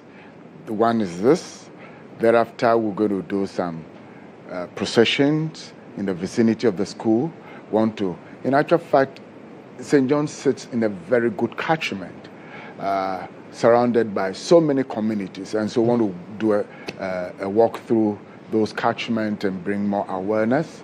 And then we want to do a get-together by all students on a Friday. We want to do some health screening. We've done one already, but I want to do another one for the school. In actual fact, I'm sure my headmaster will talk about that. It's one of the most popular schools in Greater Accra. And we're going to do a health screening for all the students and the masters. And then in the evening, all students will come. We're going to do some aponchin krakra. Somebody said we should pay courtesy to Absunians because we're using aponchin krakra, but yes. So we're going to do an aponchin krakra, and then we're going to have a live band celebration in the evening. Just like you said, 70 years is supposed to be enjoyment. Absolutely. And so in the evening we're going to do a live band celebration with the fire service band, and then on the Saturday, which will be hosted by our headmaster, is going to talk about that, the grand celebration of the anniversary itself. And then the Sunday we'll have a Thanksgiving service, and then it continues thereafter and continues and continues. So the old boys and girls are coming back home. They are coming to the school that practically made them who they are today. And you say you're fortunate to be headmaster of the school at this particular point in time. And so on Saturday, when we're doing the grand celebration itself, what should we expect? We should expect prominent dignitaries at the program. For your anniversary grand debate to be chaired by the whole Apostle General, Sam Krachiankra, right, who is also an old student. Oh, I didn't know that. Of the school, who has contributed a lot to the school. And then we have great politicians to be part of the program. Then my colleague, the CHAS members, will also be there to grace the occasion. And then apart from that, usually such a day, it is the awards that usually drag the day. So we have decided that the day before, we'll do part of the awards. So we just have some few awards, and it is just the speeches. And for an old student, an alumnus, to come and then give us the speech for that day. The keynote so as much as possible, we try to domesticate the program. But a lot of people have been associated with the school, and they still want to be part of the school. So that day, we are going to have a lot of activities, and our cadet is one of the best in the region. And in sports too, currently we are the regional champions, both boys and girls. And so that is a day for us to showcase what we have gone out to bring. And so it's going to be a grand day for us. Absolutely. Yeah. And are there any special projects we should be expecting as part of this 70th anniversary celebration? Because I remember for some schools with these anniversaries, they want to either build a lab for the school, especially by the old students. Are there any other things you're looking at? Yeah, the old students, I came to meet a project that was springing up, and that is their legacy project. Currently, I'm not residing on campus. And the old students are so disturbed that the head is not on campus. And so their legacy project is to build a bungalow for the headmaster, a 4-bedroom bungalow. Wow. Yes. So we are hoping that by the day, at least it should be advanced enough that we can say that very soon the headmaster will move on campus. That is the old students' legacy project. But the school itself, from our little resources, we cannot wear anniversary cloth in the school, nor wear one. And so we are beautifying the school to let it look appealing. Wow. So when you come, you see great things. We have a whole stream that passes through the school. And it has been a long time since it has been dredged. Now we have done that. We've cleared that. We used to have a problem with the refuse disposal. Now, in conjunction with the assembly, we now have 2 skips on this thing that assembly comes to move every week when it is full. Right. So we are managing our waste very well in the school. So some of these activities that you will come and see that we are also preparing for the 70th anniversary. You shouldn't look dirty when you are 70. Absolutely. Yes. So certainly adding up to what my headmaster just said. Previously we had completed a sick bay, 18-bed male and female for our students, and the nurses' quarters, all built by the old student, just to be able to support health as much as the school is concerned. And then as part of our legacy project for the 70th anniversary is to build a 4-bedroom house to accommodate the headmaster.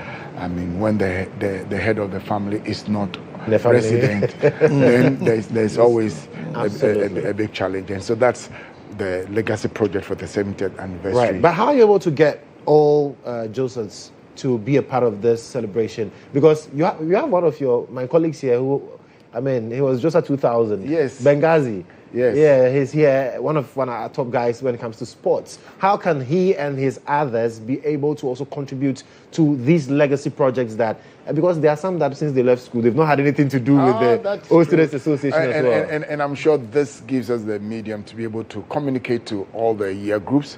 Interestingly, many year groups have contributed towards this legacy project. Absolutely. And many other groups have also not contributed. And so we're using this as a medium to be able to reach out to all the old students so that they can come on board, bring their, we don't want to call it the widow's mite, but it's become a cliche. Yes. So to bring every little that they have on board to make our alma mater great. And just like you mentioned Benghazi, great men and great women have passed through. My headmaster mentioned Apostle Jonah, who's an old student. He happens to be the chairman of the Council of Elders. Our guest speaker is Professor Alex Dodu, who was at the Standards Board, an old student. He's also a lecturer at the medical school. We have Professor Novisi at the University of Ghana. And interestingly, Professor Ellis Otu, the former Vice Chancellor of the KNUST, is also an old student. And the list goes on. The first Air Marshal, at least in recent times that I know, Air Marshal Queen is also an old student. And the list goes on. I cannot from the top of my head. I just want to add that I've been in office just for 4 months now. Oh. Yes, and the old students have been very supportive. They are very supportive. And I want to use this medium to appeal to those who are sitting on the fence that they should. It's a new era altogether that we can do great things. My father once told me that, but for unity, who dares an ant to carry a cockroach? So I need that unity so that we will move the school forward. I have to mention some year group, the 2012 year group, very active young year group. Very vibrant. Young and very vibrant, and they've helped me a lot. The 2014 year group, they've also been very, very active and supportive. Right. And there are other year groups that I also doing very well. that are doing very well. The 1980 year group, yes. They've even invited me for a get-together over the weekend. Right. And it happens to have Mr. Vasnani, McDonald Vasnani, who is the CEO of Conship Ghana Limited. Oh, okay. And so the list goes on. Right. Fabian, who is the CEO of Solartech.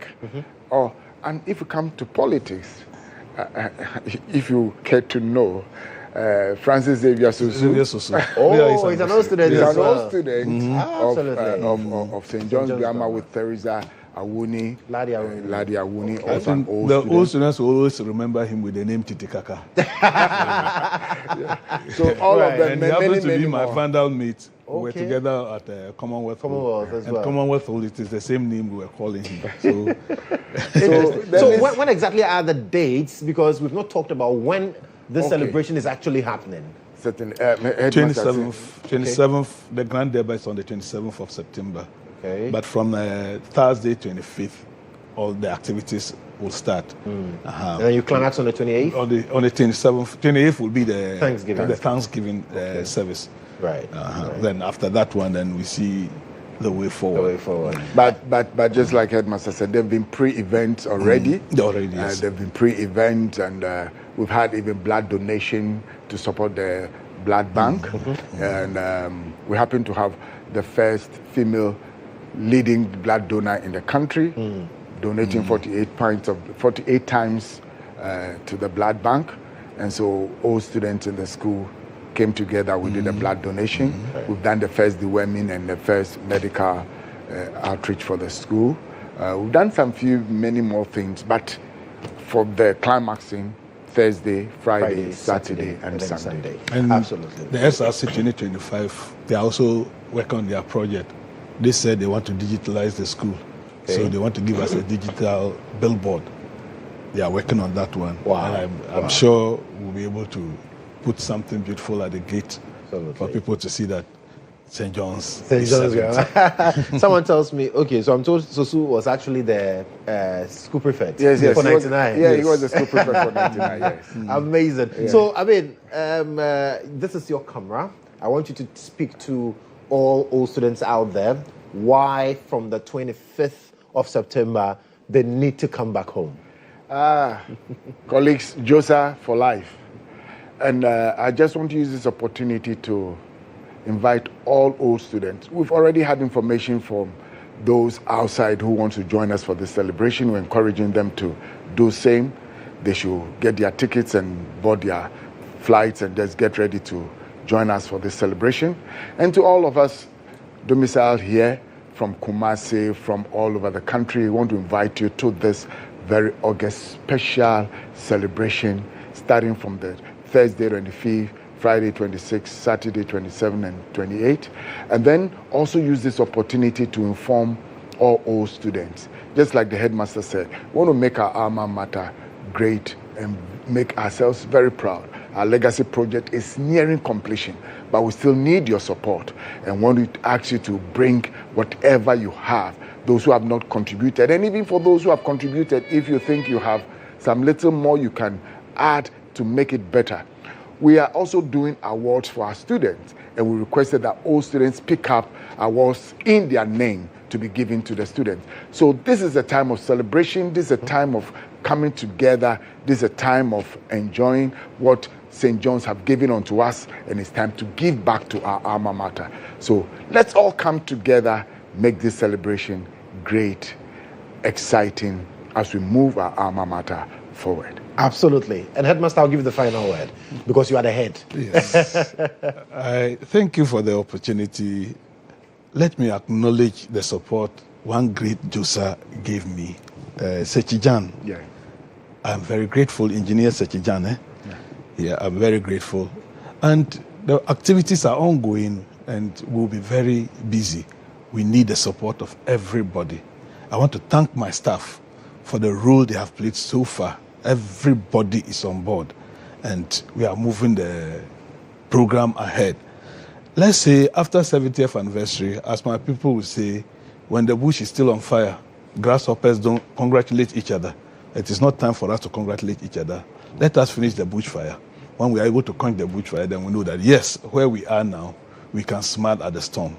Yes. All right. Thank you, gentlemen, for coming. Sebastian Akalinya Adama, he is the headmaster of St. John's Grammar School. And then Reverend Louise Mawina Hiagba is the global president for St. John's Grammar School. They are 70 years. So from the 25th, 26th, 27th, 28th, please, all Josephs around the globe, you're supposed to be on campus. Let's have this beautiful celebration for your alma mater. And so that's it for St. John's Grammar School's 70th anniversary celebration. We'll take a quick break, but when we do return, we'll be talking tourism, beauty pageants, right after this.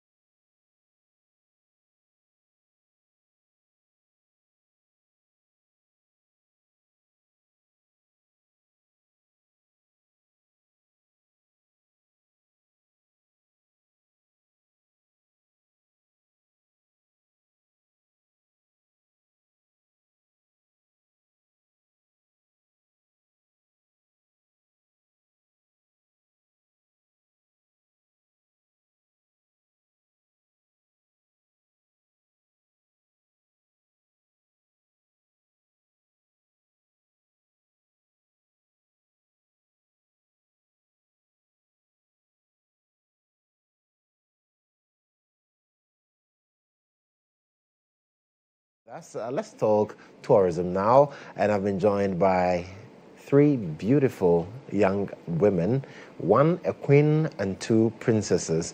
Yes, maybe you're confused. Now, tourism, therefore, princess. We'll get into the details of that. I have Miss Tourism and the first princess as well as the second princess for the year 2025. Ladies, welcome.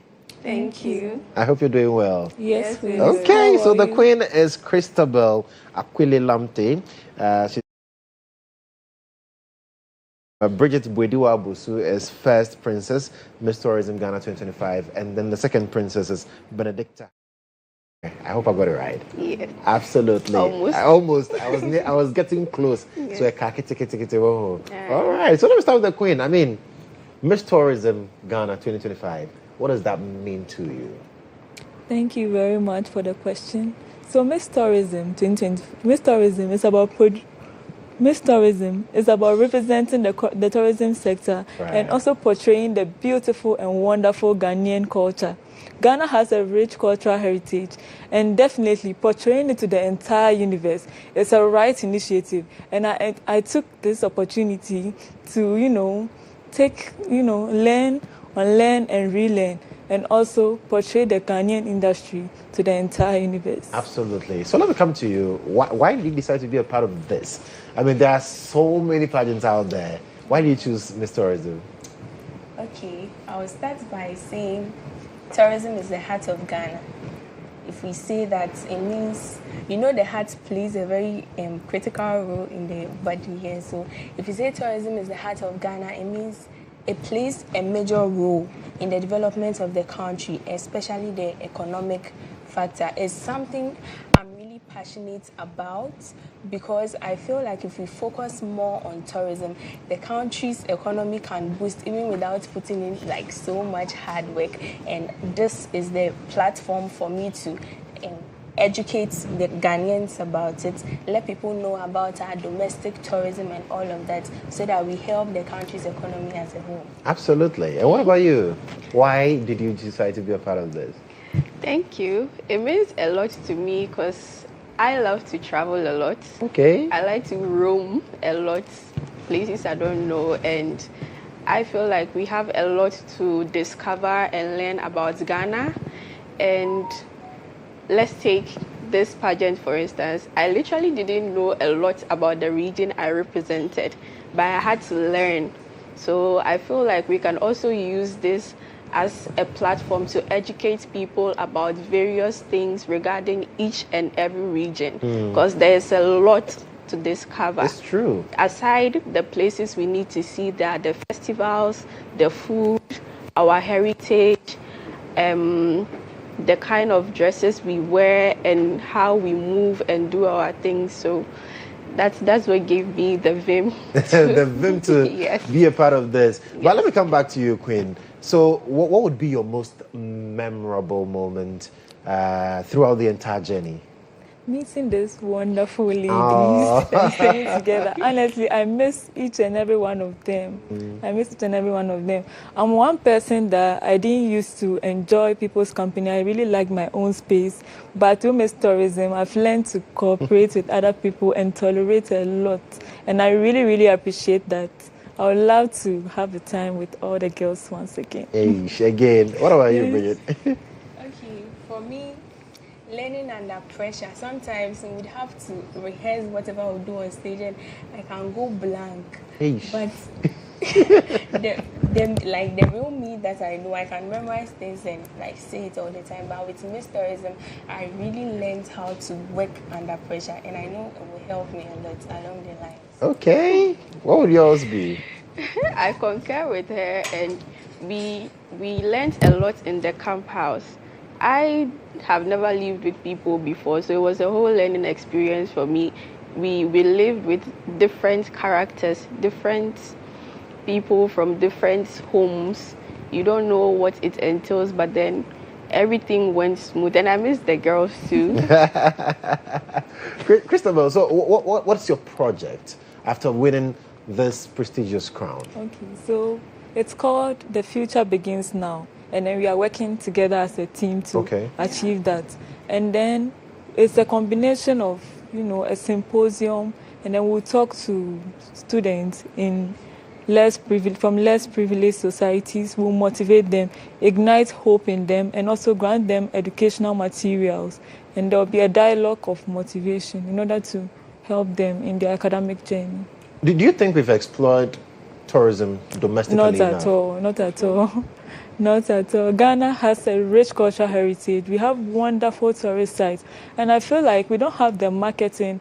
And then people think you need all the resources, you need all the money in the world in order to travel. But see, people in Jamestown, for instance, we have the Asha Fort. You can go around and even ask them. I'm sure lots of people haven't been there.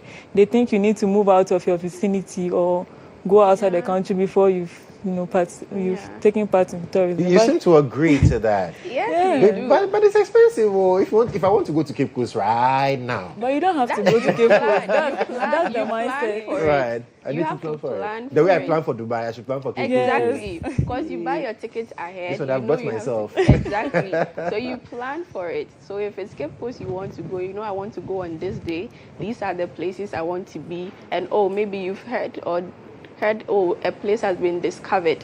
So you have to go there. You plan for it, create your budget, and then you just move. That's basically it. Okay, so after this pageant, what next for you? Quickly, so I move to the rest. So the crown may be temporal, but the passion for tourism and our culture is permanent.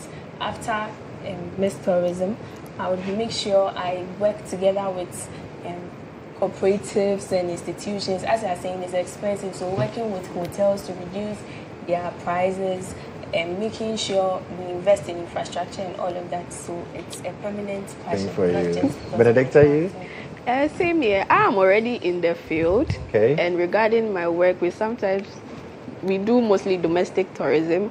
We started a few years ago. I joined this year. We've been to a few places. We might even go somewhere in the next 2 weeks. Okay. So that's a step for me. So it's not just about Miss Tourism, but it's my passion too as well to promote Ghana's tourism to the highest. Okay. Manya one. Okay. So I aspire to make impact and then help people. I'm very compassionate, so it's not really about the crown. Even after the crown, I intend on visiting communities, still portraying Ghana's rich tourism sector through my social media, and then many other things as and when they come my way. Absolutely. So what did you win? We are yet to have our award ceremony. Absolutely. But congratulations to all of you. Thank I wish you very well in your endeavors. And any way in which you think we can also support, we'll be here to make it happen. All right. Thank you.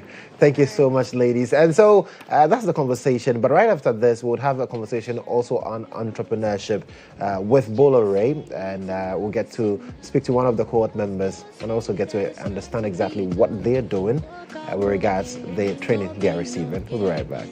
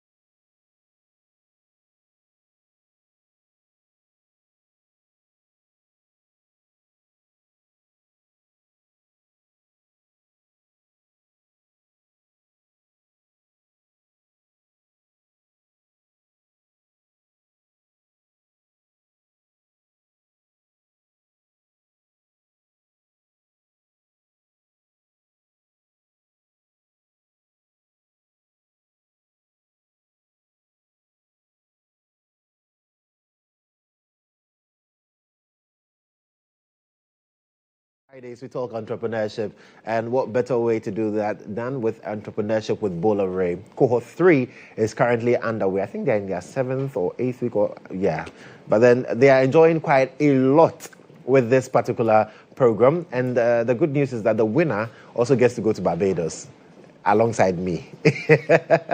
But I have one of the cohort members here, and Kwabena Wusu is CEO and founder of Suprakera. Kwabena, welcome. Thank you. After the launch, I've not seen you again. Myself too. But how has it been, my brother? It's been great, and thank God for the opportunity. It's been amazing meeting new people, top entrepreneurs in the country. So it's been really amazing. I know now your Thursdays are not yours. Every Thursday it's like a roller coaster. You're learning so much. Yes, every Thursday is for BR Institute. Actually, I work in the Volta region. Wow. Abo. Okay. I'm a nurse by profession. Akatia Abo. That's right. So every Thursday I have to come down. Yes. After here, I'm going back. Wow. Wow. And how has it been in terms of the knowledge sharing, the contacts, the people that you are consistently learning under? Yes. So these are people that it would have been hard to reach or get access to, if not for BR Institute, if not for Bolare. It would have maybe costed a lot to get access to them. Okay. So getting access to them through the entrepreneurship with Bolare is there is one man called Sumi Smart. He calls some of these things as a gift of success. So he has given us this gift, so we have access to this top people, and some even give us their contact, their cards, and we could reach out to them. So I would say it's been extraordinary. Great. Interesting. Yeah. But Suprakera, what do you do? So at Suprakera, we are reimagining home health care in Ghana. And what we believe in is care should be holistic. It should be whole person care.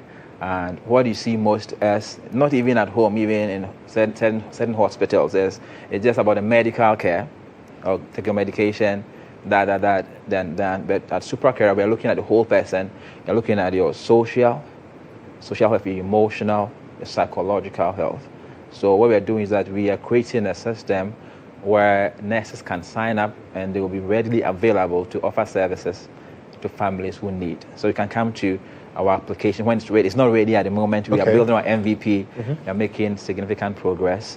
But we are working without the app. The app is going to be an enabler. It's going to help us. But the service is so we are ready to serve. And you are a nurse yourself? I'm a nurse myself. I've been in the practice for over 3.5 years. So we are creating a space where if you want a nurse for just 1 hour, because sometimes you don't need a nurse for 8 hours, or maybe 1 hour, you want the nurse to come and help with bathing or something, you can come and book a nurse. They're on a platform, and we'll make sure that they come and deliver. We train them, and we make sure that they don't just go and give medical care. They give whole person care. Right. Because that is what they need. People need that. It's not just about giving them medications. What sparked that light in you? So after college, I was home. I got posted in 2022. I completed 2019. Wow. So I was home. For 3 years? Yes. So I did service, 21, 22.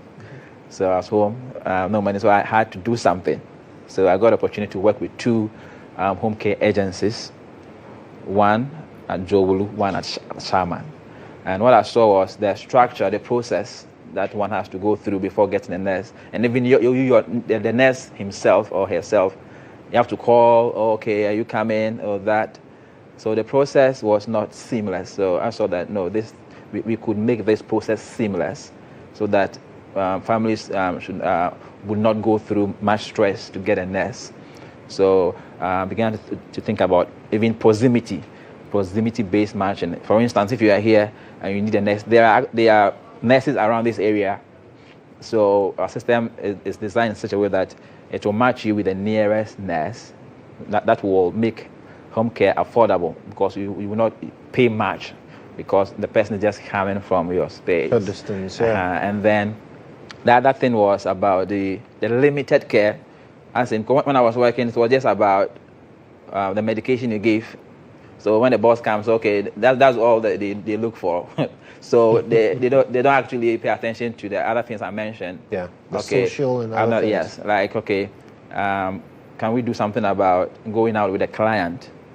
If the client is able to walk, are you able to go out of home, maybe down the street or a park or any place that interests the person? Are you able to have some kind of gratitude, something, asking them about what are they grateful for today, even though they are sick, but there are certain things they are grateful for, and then helping them move. Right. Maybe if they're able to walk, maybe some brisk walking, or maybe just walking, normal walking, or maybe range of motion. It's all help, in the healing process. I didn't see that. So I was like, this is something that we could do at Supra Carer. And so in all these weeks and the resources available to you at the Entrepreneurship with Bolore, what would you say that has done to how you imagined your business and how now you see the business?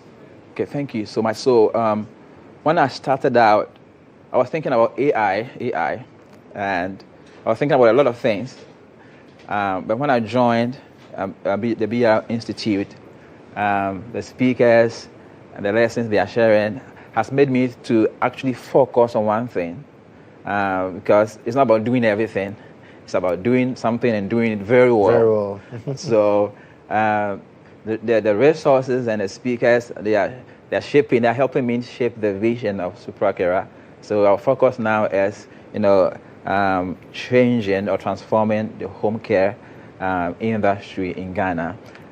So the resources and the speakers have actually done great, and we are still going through the process. So we are receiving so much knowledge, they are sharing their experiences, and so I cannot number them. There's so much. Right. Yes. So what would winning the core 3 mean to you and to Supra Carer? Oh, that would mean so much to us at Supra Carer, because it would further tell us that we are doing something great. We are doing something, not just doing something, but it's something that people think is going to actually become bigger and bigger. So, and then we are going to, winning means we are going to get more exposure, and going to Barbados wouldn't be bad at all. So it wouldn't be bad at all, eh? So, yeah, Barbados is nice. To me, so great. Yeah. Okay. But aside that, we are getting a lot from the. So I'm looking at Supra Carer, and help me understand how Supra Carer can also deal with the issue of nurses being unemployed, some having to even run away from Ghana to seek greener pasture because they've been unposted for years. And does it fit there? Yes. So we are looking at the SDGs as well. Okay. So job creation is one of them, and then economy is also there. So we're looking at these two things. So we're creating jobs for nurses, those who are at home. You can get a gig. So maybe I could call it a gig, maybe 1 hour gig. Maybe a family calls you, okay, we need you for 1 hour. You go and do it, you get some money. And even if you are working, because now it is those who are working who are going even the more. Right. Yeah, so those who are working, it's going to be an extra kind of income stream for them. Okay. Yes. Because if you work around here and there's someone who lives around this space, needs you for 1 hour. 1 hour. You're off today. You're off today. You can just come, or even if you have closed from work, you can just pass by, and get extra income. 100 cedi or something. You're a smart guy. I like that. Thank you. All right. So finally, to Ghanaians watching us this morning, what would be your message to them? My message is, I want to first of all thank God for the opportunity to be part of this, because it wasn't easy, but through God's grace we got into it, and a very thank you to Bolare and the BR Institute, Pastor Alex Brown, Pastor Ross, my FA, all the team. I don't know all of them, but they're doing so well. Yeah. We appreciate so much, and also our fellow mentees. I just want to also thank them, because some are top we are in the same training, but some are top there, and we are also down here. So, but we've had the opportunity to interact. They are also sharing stuff with us. Absolutely. So also want to thank them as well, and to the team at Supra Kera as well. So what I want to say is that at Supra Kera, we are not just sending nurses to your homes. We are delivering whole person care. So if you need someone who is interested in your whole person care, then Supra Kera it's a Supra the Kera. best Absolutely. option for you. And I'll be waiting for you to launch your app, which will make it a lot easier. Yes, and I will be glad to come here. I pray I'll get an opportunity to come here to talk about it. Our arms are always open. Thank you, sir. Kwamna, thank you so much for coming. Kwamna also is CEO and founder of Supra Kera. He's also part of Core 3 of entrepreneurship with Bola Ray. And if he gets to win, he'll be joining me in Barbados. They have said a thing. If I don't go there, people will finish me in this country. But of course, that's all we have time for this morning on the show. Thank you so much for joining us. But before we go, let's celebrate some birthdays. It's the 12th of September 2025. Some wonderful people celebrating their birthdays. Happy birthday. Hey, I never knew her name was Belinda Mankwa. She's with us here at the EIB Network, but everybody knows her as what? Delicious. So Delicious, wishing you many more blessings and good health and all your heart desires. We appreciate your good work with the makeup department. So when you see me on air, my face is looking nice. She's sometimes behind that. Delicious, have a great one. Happy birthday to you. Happy birthday to Mark Oben, manager at Drabin Rural Bank PLC, Sepit Timpong in Kumase, and it's from your friend at GHOne. Happy birthday to you. This one says, happy birthday to my beautiful love. Today we celebrate you, the light in my life, the smile that lifts my spirit, and the heart that makes mine beat stronger. You're more than just my girl. You're my muse, my partner, my everything. I love you endlessly. Happy birthday, my queen. And it's from Bright Bansa. So I'm doing it on behalf of Bright. The way some people have started looking at me, please, so it's not my wife. Bright Bansa says happy birthday to you. Happy 90th birthday, Marian Bequin. Wishing you continued health, peace, and joy on this remarkable milestone. Your life is an inspiration, and today we celebrate your wisdom, grace, and the legacy you continue to build. We love you so much, Grandma. And it's from Tracy to you, 90. Wow, you're blessed, Mama. And happy birthday to a young leader who's making waves, the CEO of Shack Express, Anthony Owusu-Ansah. May your entrepreneurial spirit continue to inspire and drive you to new heights. Wishing you a day filled with celebration, reflection, and excitement for the amazing journey ahead. And it's from my wife, Fanny, to you, CEO of Shack Express, Anthony Owusu-Ansah. We appreciate you so much. Happy birthday to Anaya Nidromo Abe, wishing you long life and may the good Lord continue to bless you. And it's from your sweet and lovely mother, Debbie, to you, Anaya Nidromo Abe. Dromo, enjoy God's grace, my brother. Happy birthday, though belated, to our little angel, Tiffany Nanama Akong Kofi. May God bless you abundantly and also open doors for you as you grow. And it's from your mom, Salma Akon, to you. Happy birthday, girl. Aww. To my beautiful daughter, happy second birthday. You're my greatest blessing and our endless source of happiness. I love you, Mylene Arila Seiram Mude. And it's from your parents. Wow. Mylene Arila Seiram Mude. Oh, she's so cute. Happy birthday to you. Happy birthday to my lovely wife, Mrs. Lydia Naokale Latte. As you celebrate your day, may all your sacred prayers be answered. And it's from your lovely, sweet husband. Hey, Charlie, I don't want to say you are lovely and sweet. Solomon, Nibunu Latte. Anyemi, Inye, Solo Lights. He says tonight something special for you. Hey, Solo. So Solo says tonight, something special. Now can't let money go catch over here. So Solo says he's a lovely sweet husband. Hey, Solo, yeah. Happy birthday to you, Mrs. We appreciate you. And Solo will definitely deliver. Hey, I trust my guy. He will let the money flow. What were you thinking? So happy birthday, D. May you be blessed with health, wealth, and happiness. Happy birthday to a truly great leader. And it's from Adwan Shraba to you. Happy birthday to you, D. Happy birthday to the one and only First Lady of Holy Hill Chapel, AG. We love you and appreciate you. And it's from all Holy Hillers and your children across the globe. Hey, to you, happy birthday to you, Mama. Happy birthday to my beautiful love. Today we celebrate you. Bright Bansa, yes, I think we've done this. So Bright Bansa says happy birthday to his wife there. All right, thank you so much. And if it's your birthday, happy birthday to you. Do have a wonderful weekend as well. And remember, if you drive, don't drink. If you drink, don't drive. Stay alive, and let's do this again next week to God's glory. I am Joshua Kodjo Mensah on behalf of the production team.